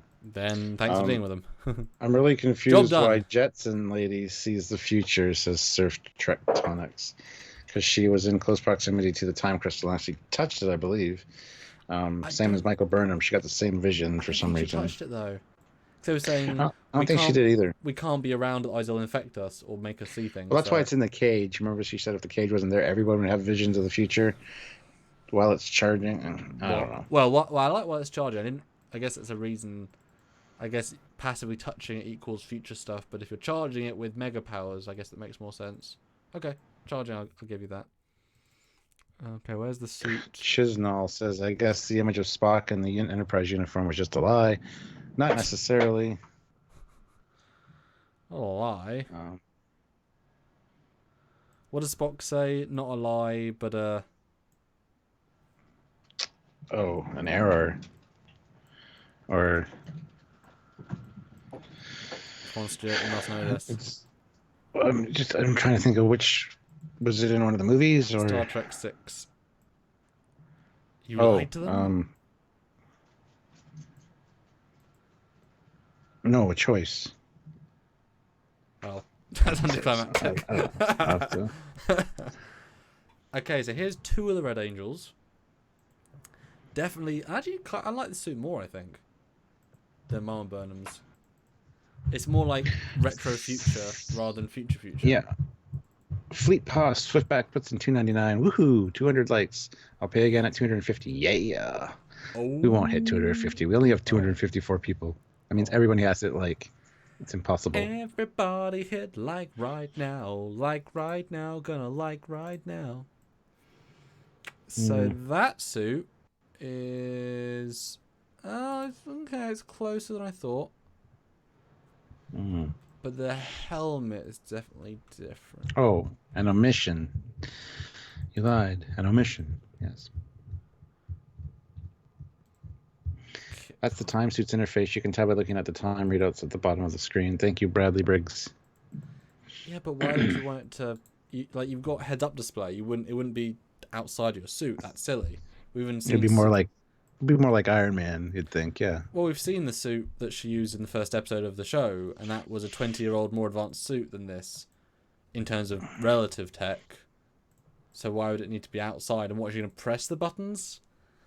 Press holographic buttons outside of the suit? What would be the point of that? I mean, it doesn't quite fit. I mean, I don't know. It'd be fun if she gets to another place and another time and does something. Okay, so here is confusingness. Sort of the lighting. The lighting makes a huge difference because the Mama Red suit looks really dark, but doesn't necessarily mean it's different. And why can't I find my levels anymore? My effects have stopped working, which is unhelpful. I think the holo display is only for viewer understanding. I don't think so. They wouldn't represent it that way, I don't think. I get why you say that, but they're not necessarily known for that in this show. You know, the shoulder pieces say that it's the same suit, but the helmet's different. Yeah, the helmet's very different. But also it hasn't got lights on. And Lights on, lights off. And also the top triangle is different. Burnham's has detail. Mama Burnham's hasn't. That's completely blank. Same with the side bits. But the thing is, I don't think Stamets could design a new suit in the day with tech he doesn't understand. Neither could Jet Reno. You know what I mean? It seems, and they wouldn't even use a prototype version. Why would you do that? So I don't know why it would look any different. Yeah. Unless they're giving all the survival kit they need, and maybe that chest piece where it's blank in the Red Angel first suit is the red burst Greeblies. I guess maybe. I don't know. This is fun though. This is interesting. This is what you guys want. Live commentary where we're making shit up as we go. And it's great because we'll all be answering this is how we come up with episode ideas. We just there's an episode on a suit. Is it the same suit? And we can just go down the rabbit hole and go, oh, image. Exactly. Eugene puts in 200 rubles. Will we see 6th and 7th signals in this episode? I don't know. And that's the crappy part. There's a lot to squeeze in if they're going to do that, I think. Unless they're because I have just a big problem with the 7 signals in general, because if you've seen them already, because remember they couldn't scan them without ships going dead, and yet you knew there were 7, you knew where they were because they have a map of them, so you did scan them despite all going down, and then you were surprised when they all turned up even though you knew their location roughly.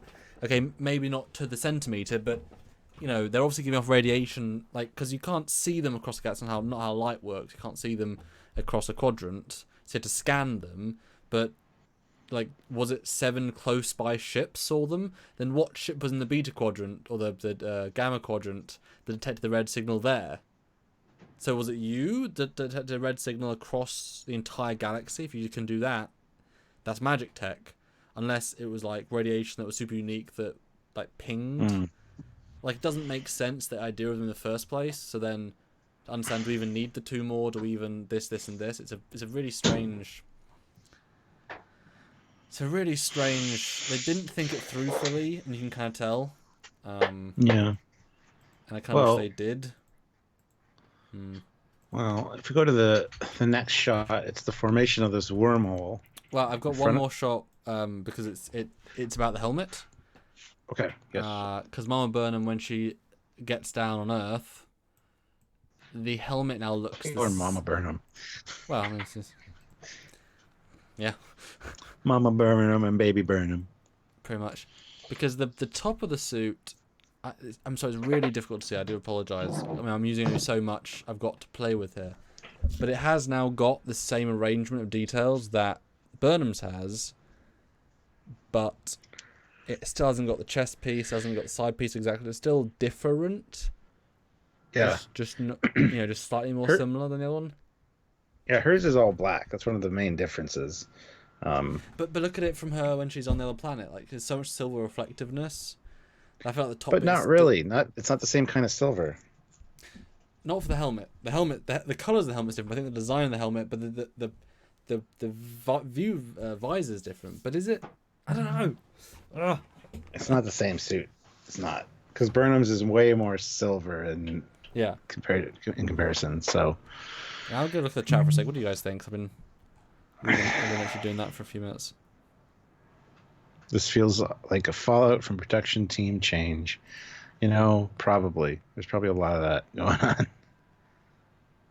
They did say it would be a bonkers ending to this season. Yeah. So what about the next picture? Oh, the formation of this wormhole. Yes. And very cool looking effect, I gotta say. Again, no red glows or anything yet. Oh, there's a little bit on the one. Well, yeah. But you're right, the suit isn't redding, so maybe something else is causing it. Maybe she's been pulled in by the third party. Whoever is causing the red signals is pulling her through time to save her. Yeah. But my biggest thing about this shot is there is a battle. You see some explosions. Yes. You cut to the next shot, and now space is 2D. Yeah, I noticed that. It could just be an effect of the black hole, the event horizon of it. It's really cool. Distorting. Yeah. I first saw it, I thought, wow, that's really bad. No, wait a minute. That probably makes sense. But it's interesting because where is she going where she started? Also, it looks like she's being pulled, but the Red Angel, like, it controls it. That's a bit weird in itself. But I've said this to you since the start. That left-hand thing looks to me like the Cleave ship. It's got very similar raw detail. It's got glowies in the same place. It's got, it's hard to see, but for me it looks like a updated Cleave ship, because the first one is so poorly designed to, like, where is anything? Where are the windows? And we have an episode coming up on the Cleave ship, guys. Well, I'll look at it anyway. Yes, but do you have the pictures that you showed me that showed it off? Because that's not a good representation of it here. Yeah, sure. So it should be that it looks like the Klingons are involved at this point, is what we're saying. Which, while a poorly thought out design in general, the Cleave ship might work in this battle because, I mean, if you can just fly through and hit all the, if you can hit the big ships with a massive big stabby weapon, I mean, I don't think the drones would have, there's possibilities that being useful, and we get to destroy, the Klingon fleet, which would be great. But it's way closer than it could be, and I'm sorry I haven't got the best angle. I do apologise, The But best angle or the best angel? yeah. Red angel. But you You can know, this see one's it. not red. Yeah, but you can see how the back window's in the same place. It looks as if the connective points of the blade is what now has glow elements in the middle. We just can't see the blade. I think the blade's been ejected. Like it's like a cartridge has been used. Would be my guess. Which we talked about in our episode where we look at the Yep. design and details. So. But then that asks the question: could this be? Because if it was color graded red, it'd be confusing. Could this be her going back to Battle of the Binary Star, where the cleave ship was the first time around? Yes, that would be excellent. Go back to the binary star, fix something, and then she goes back through this wormhole, and that's the end of the episode. It's like everything's different because the whole events of all Discovery never happened. That could be the shakeup that they're talking about at the end of the season. Yeah, but Michael Burnham knows. Yeah. But the Phantom knows. But it's well hidden as a cleave ship, but because I know the model better than most people. Obviously, a visually updated one, like if they've added more glows, they made it make more sense. But you couldn't be side to side with the, because if you think about the other the season 1 ships, none of them really made any sense particularly. But the D7 works a lot. Like the things connect, things have parts, so are glow bits. That's not the same style as the other one, so it would make sense to update the cleave ship as well. The new Armada version. And it's huge. I mean, it could be the flagship, but again, it'd be slow, sluggish. Although, yeah. And again, call it out: cloak or no cloak for Klingons? Good reaction. Honestly, I think they're not going to have cloak. If they come in, they're going to warp in and just start engaging in the battle. I don't think it would be cool to see them decloak, but at the same time, I don't want to see that. I think they're going to just kind of say, "Oh, we forgot about the cloak." Yep. Yeah, I think they're just going to. That's my feeling. Yeah, just ignore it. Ignore that it was a thing, which is a safe bet. Oh look, all the cloaking shields failed as soon as the sarcophagus ship blew up. Weird. Yeah. But even if it does warp in cleave ship updated, and I think it would be really cool if saw 3D7's a cleave ship, 4 birds of prey, all with a more forward-thinking design aesthetic rather than the old aesthetic, and then you've got this multiple side battle. But yeah, in fact, it doesn't feel like she's using the suit. Yeah, it doesn't. It looks like she's either passed out or going against her will because of the position she's in. Let's go to the last picture. You see the black hole from a profile from the side, and she's pulled, or she's not being thrust, she's being pulled through, it looks which is not the sense you get from the, so if you think about how the Angel suit worked when we saw Mama Burnham, she turned on, she was seeing the universe move around her, and then she was suddenly somewhere. She wasn't pulled in something, she moved out of reality. So I bet this isn't actually the suit creating this, and the suit glows red, the suit isn't glowing red, the arms are extended, but they're not doing the function they're doing. And the red that we see on the suit could just be a blinky or through the... Well, it could be something else. But I feel like someone is pulling her. Maybe it's Discovery. It's Future Discovery. Maybe Future Discovery has worked out a way of sending signals, and opens a wormhole because reasons, pulls her in. She's now in the future because AI Discovery, and it's like, Burnham, you loved, therefore I love you, and let's save the galaxy together. Let's do it together. Eugene puts in 200 rubles. Why Battle of the Binary Stars? Just save her parents. I guess this will fix way more things. Because if they're going to be clever, they're going to go back to what started the series. I would love to see them even fix the parent issue. That'd be fine too. Well, we've said that. I mean, that's where everything stems from. While the Klingon War may have happened in some form, the Shinjo would not have been where it was if Burnham wasn't on the ship. There's too many things that would have changed in 7 years of mission. Sorry, but it would have been second in command. His council wouldn't have been disrespected. They definitely wouldn't have fired first or tried to. Just wouldn't have happened in the same way. And any other captain that was out on that battle binary star place wouldn't have made a battle. There are smarter captains in Starfleet than Burnham saying, let's shoot first. You say, no, let's just warp away. Cool. Like, common sense stuff. Wouldn't it be cool though if she either goes to binary stars or saves her parents, whatever, and then it like goes black, and also it's like Michael, and she wakes up, and it's Giorgio, Captain Giorgio, either on the Shinzo or the Discovery, as Captain of Discovery, saying, "You're late for your duty shift. Let's go." Or the whole conversation about the mirror universe, and Giorgio's like, "What are you talking about?" Oh, you mean like Wolverine in the last good X-Men, which is Days of Future Past, at the end he's like... Yeah, kinda. That's great. Yeah. Yes. I mean, that'd be fine if she remembers. That'd be fine. But that's the thing, they're not going to undo their own franchise, even though they really should. But yes, it does make more sense to go back and save her parents, because if you save the parents, then the mum doesn't have to go into the future. She's out of the equation. The suit doesn't work. We'll see what happens. Burnham's not sent into foster care. She's not terrorized. She's not all these things. She doesn't become who she is. Doesn't start. Isn't in the responsibility for the Clone War. Because I still argue to the death, that Takuvma was ridiculed by everyone else. Himself was not enough to start a war. He had to have a stupid Starfleet person to start a war that he could then argue with.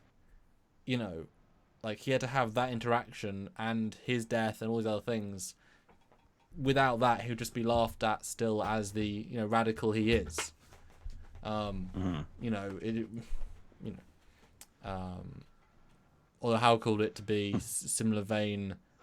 Because I mean, if she doesn't have the same path as she had in the other one, which is why we might have had such a nice heartfelt goodbye with Sarek and Amanda, because in this timeline they're not her parents. They're not her parents.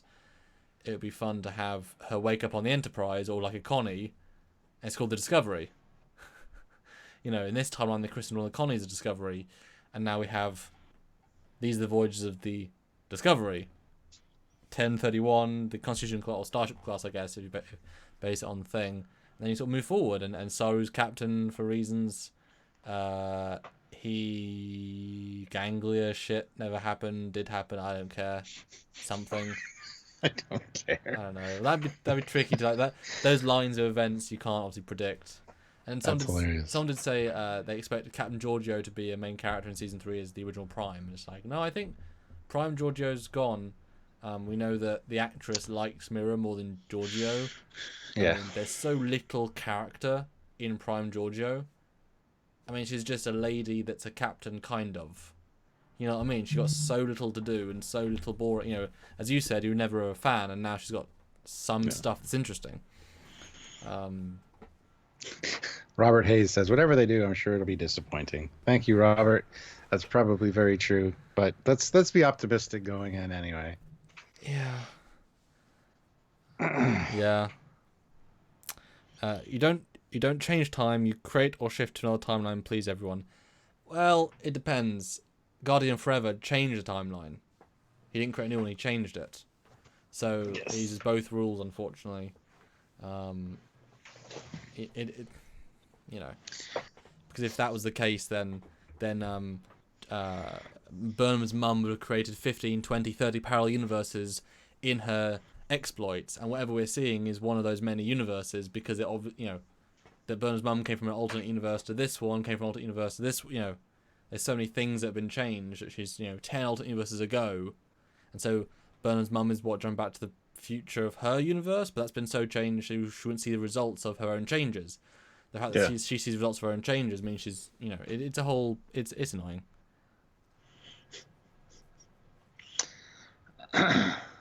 Yeah. Oh, I don't know what to say. Oh, Eugene just put in 1,000 rubles super chat. Thank you, Eugene. I guess the episode will end with some hook for season 3. Yeah, it's going to end on a cliffhanger. A best of both worlds style cliffhanger for sure. What would be the weirdest one? Example, encounter with original 1701. I called that one. That's mine. That would be cool. Or 1701D, or 1701E, or TARDIS, or appearance of Prime Lorca, or mere Michael Burnham. It'd be really cool if she shows up in the future or something, and there's a ship, and all of a sudden it's Picard hailing her, and it's tie-in with the Picard series. It would be cool, but nobody wants to see this. Well, yeah, we've said. I mean, you've got a time suit. Yeah. You jump into the future. She's like, "What's happening? Are you all right? Hello?" And then she gets up and, "Are you in Starfleet?" She's the badger. She's like, "Yes, hello, Captain Picard of the Enterprise, 71F." The Enterprise? Yes. Enterprise F? Yes. What year is it? Are you from the past? just keep going. I've met him. It's okay. I can do an accent because I've met him a couple of times. Yeah. He doesn't sound like that at all. It's annoying because there's this season has all been set up, and that's one of those strange things. Even all of Spock was almost a red herring for the setup of the Red Angel. All the Red Angel was a red herring for the setup of Control. You know, in the sense that we keep shifting focus, and now, one episode to go, we've refocused because now the Red Angel suit is just makeable like that. Takes less than a day to make a new one that works fully, literally. So now it's what is the third party that's making the red signals? That's the new mystery red herring. That's the new secret of the show. We know everything else, and yet none of those, like the payoff of being Michael's mum, was it a payoff or a setup or a question? Did it make you go, "Damn, that was a good payoff"? More like, "Damn, what does this mean for next episode?" You know what I mean? It's kind of like a. So this next episode has so much to live up to. I mean, I wouldn't write a season like this, just because you've got to have such an incredibly clever payoff. I am happy that that Space Channel is showing it as an hour and 30 minutes as opposed to just an hour episode. Yes. That's good. When I was 15, we were in America. I think we were doing actually a Vegas trip then, and I remember I woke up early because of jet lag, and it was like 9 a.m. and it was a Saturday, and I put on the TV in the hotel room, and I started watching some cartoon, and it was half an hour, and there were 5 advert breaks. Mm-hmm. And I was like, the pace was garbage. The advert breaks, literally had 4 or 5 of the same adverts in the space of those 5 advert breaks, all of which were 2 minutes. I'm like, holy shit. I'm watching half adverts, whereas in England you have 3. You have 3 breaks, done, and they're 3 minutes each, and they're very set, and they don't feel obtrusive. And some shows have 2. And I was just like, oh my god, how is this not causing people to go mad? Well, it was Saturday morning, you said, and it was a cartoon. Yeah. Different programming because you got kids watching, so repetitive toy commercials and cereal commercials, and you need the breaks. It's not the same for all channels and all time slots and all that. But your Canada, is also a different style as well. True, but generally, 3-minute ad break is the thing. 3 minutes or 3 minutes and 30 seconds for commercials, and then depending on the. Yeah, I think in America it's more like 2 minutes, and there's just another one of them.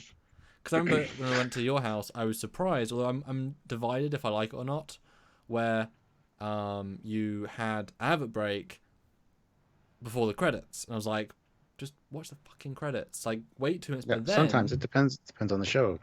Well, watching Star Trek and stuff, and But then, if you have the title, if you have the adverts credits, the next episode starts instantly. Yes. So you have to sit through a garbage commercial, but then you can sort of walk away from the entire credits. But then you go straight into the next episode. But I like our approach because then you have credits, then the break, which means now we can leave, as opposed to leave, back on, starts the next one. And that's the shitty thing that's been going on with Discovery being on space, is because the way they end them so abruptly, and sometimes they run longer. So it ends abruptly, it's commercial, it's like, okay. Yep. Orville's starting now, but it could be running longer. Wait 3.5 minutes. Yep. It comes back and it's credits. You're like, you switch over to watch Orville. Or it's like, oh, there is more Discovery. Okay, good. And then the next commercial break, it's like, is this the last one? You just don't know. Has it always been that? Like, before credits, ads for you? No, I remember seeing the credits roll and then the commercial and then the next show starting. It just depends on the channel and how they have their programming set up. So it's weird. Yes, it is. It just took me really off guard. I was like, oh, it hasn't finished yet. Why isn't there an ad break? But I said that American one really bothered me because it's just like, oh my god. Because you're watching 5 minutes of content, then advert break, then 5 minutes advert break. That's literally the situation. It's like, I want to watch more than 5 minutes at a time. Holy hell. 5 minutes, it's not good enough. Like, you want to watch sort of 15-ish. Yes, it was a very real rant, that was. Obviously, that's why Netflix and things are great, because you just watch it. And so I haven't had... And also, everyone's pacing. Like, pacing is designed around a show that will only have ad breaks in one incarnation. Because most shows are designed to be, nowadays, certainly binge-watched, either via a streaming service like Netflix, Hulu, whatever, or Blu-ray, DVD, in which case you just watch next, there's no adverts. Only in its first run will it have adverts. That's it. And then in reruns on network TVs, but now that's even less of a thing. I mean, Discovery isn't on network. Are there Discovery reruns on Space? Yeah. Okay. So you just randomly found a Discovery episode, season 1 this year, sort of thing. Well, usually when season 2 is going to be released, they'll replay season 1 like for the couple weeks beforehand, maybe in 2 or 3 different time slots during the day. Just replay the same episode, and then the next day is the next episode, or a handful of episodes back to back to build up. Here's season 1. Now we're starting season 2. But it's, whatever, right? So. But is Discovery also? Because I know like DS9 and stuff, they're on the regular. Not yet. It isn't. Okay. Not yet. No. I mean, it's such a small show that you burn through it. I mean, so quickly. It's barely a run of TV. You know, it's a story. Yeah. We need a Star Trek channel. I would love a Star Trek channel. It plays Star Trek shows, movies, the animated series, documentaries. There's enough hours of Star Trek that it could be even a streaming service that's just Star Trek would be great. I mean, but isn't that sad? Because that's when they pitched the All Access, people were confused and hated it. But I said that could be the best thing ever. All Access gives fans the power to vote with their wallet what they want to see. And so All Access is all the treks all the time. But if you had, we'll make a 6-episode miniseries about the TNG ship. We'll build the sets, we'll do a medium budget for the people that pay, and we'll be exclusive. And, if you want Star Trek fans to pay to do the service, then make stuff for Star Trek fans. Don't make Discovery, because it's more for not Star Trek fans in general.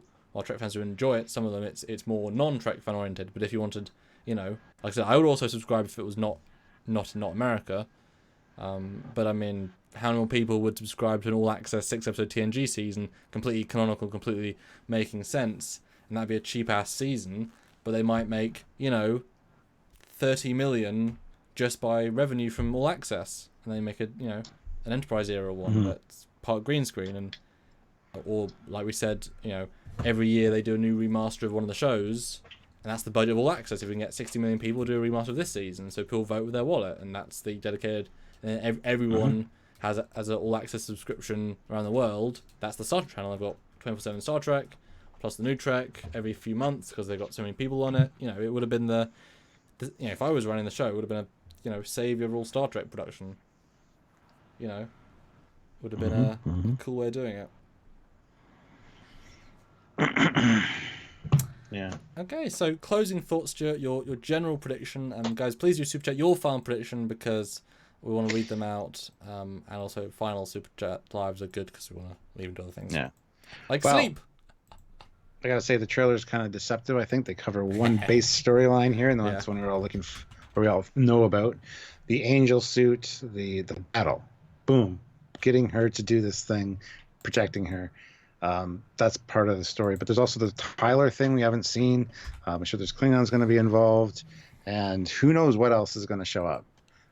That's that thing stuck in the hull of the Enterprise, clearly not a torpedo, so there's got to be something going on there as well. Plus we got to make sure that Leland doesn't board Discovery and kill everybody, and that's kind of changed now because Michael Burnham won't be on Discovery. So it's going to be interesting to see how it plays out. I have no official predictions, just that it's going to end on a cliffhanger that's going to be of best of both worlds epic proportions, which is going to suck because we got to wait till the next season for it. All the short treks they've promised in between. Yeah, some animated short treks even. We'll see. Do you think? Well, yes or no? Okay, let's do some quick yes or no's. Yes or no? Time travel into the future with Discovery. Yes. Yes or no? Klingons show up with D7s shooting beautifully. Yes. Yes or no? Da da da da da da. Okay. Yes or no? We see a bridge of a D7 and they're in sort of close armor, and it looks fucking awesome. No. Yeah, they wouldn't build another bridge, would they? No. Well, they could CG that. They were going to CG the Enterprise bridge originally, and they decided no, put it in more. Yes or no? Spock goes with her to the future? / through time travel? No.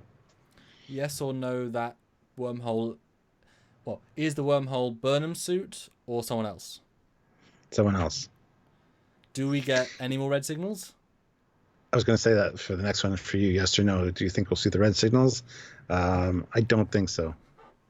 Well, I'll jump through mine as well. Hold on. Yeah. As she goes through the wormhole and disappears, and it's like, oh, she's gone. Sir, we're detecting a red signal over this location, and that's the end of the episode. Yeah. Something like that.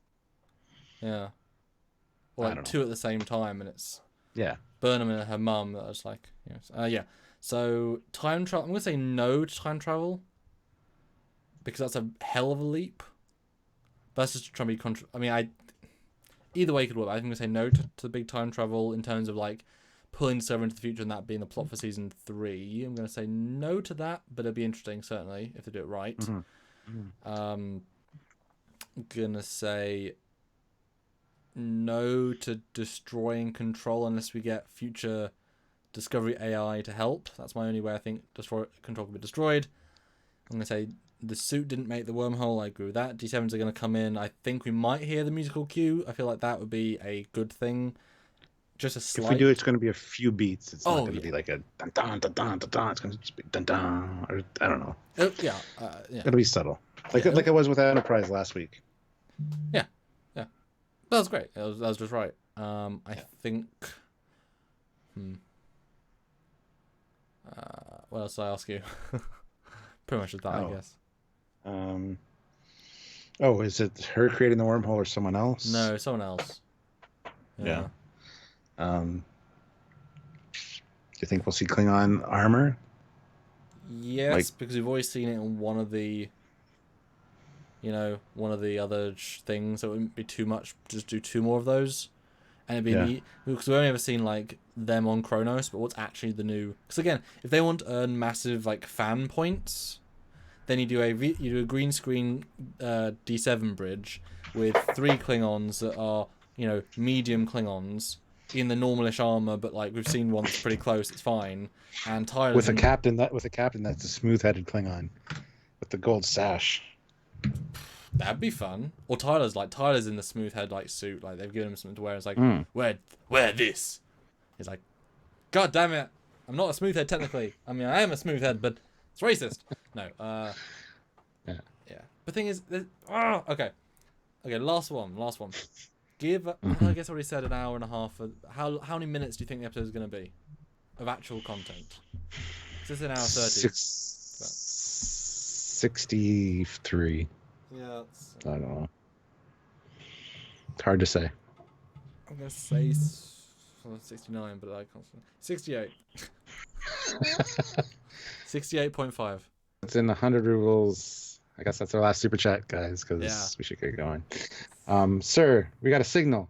It's blue. The Blue Angel's here. My God. Or is Blue it green? Angel versus the Red Angel. Is it green? It's green. What is it? It's green. You got a green signal. Okay, well, what is it? It's green.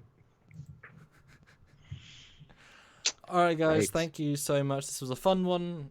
Really cheered me up. I was just tired and all those things earlier. Yeah, I was too at the beginning of this. You can probably tell if you go back and watch the beginning. It's like, hey, how you doing? Daniel, Yeah, it's nice to be positive things.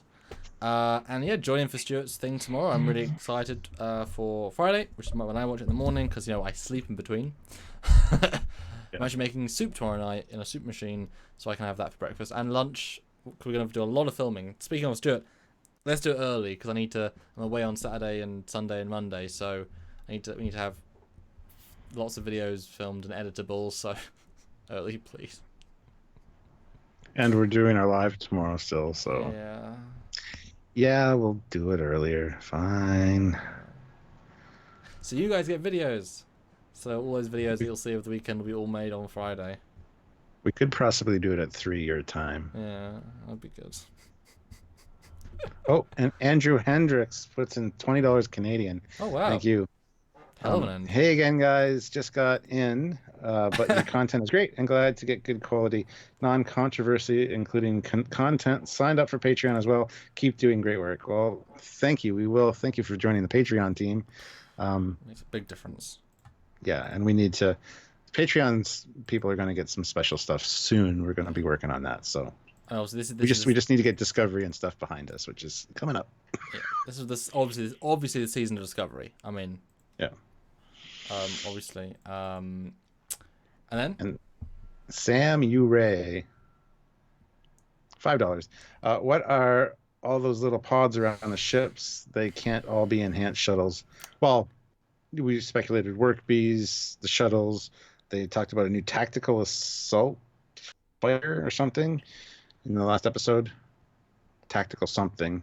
And then those landing craft that they used already. Because they fired, and it depends. They might be able to eject the things they. I don't know. It's too many things. I mean, but that also could just be the swarm of drones. Maybe doing like a passive thing. Oh, scanning the ships or something. Yeah. It's hard to say. We don't really know, but there shouldn't be that many small auxiliary craft from those two ships, sadly. They're really close to that bottom 601 ship. You would think, space is important, and there ain't no space. Mm-hmm. But then Sean Pullen puts in $5 Canadian. Thank you. Literally just signed in. 3 new characters for Picard dropped. Cheers.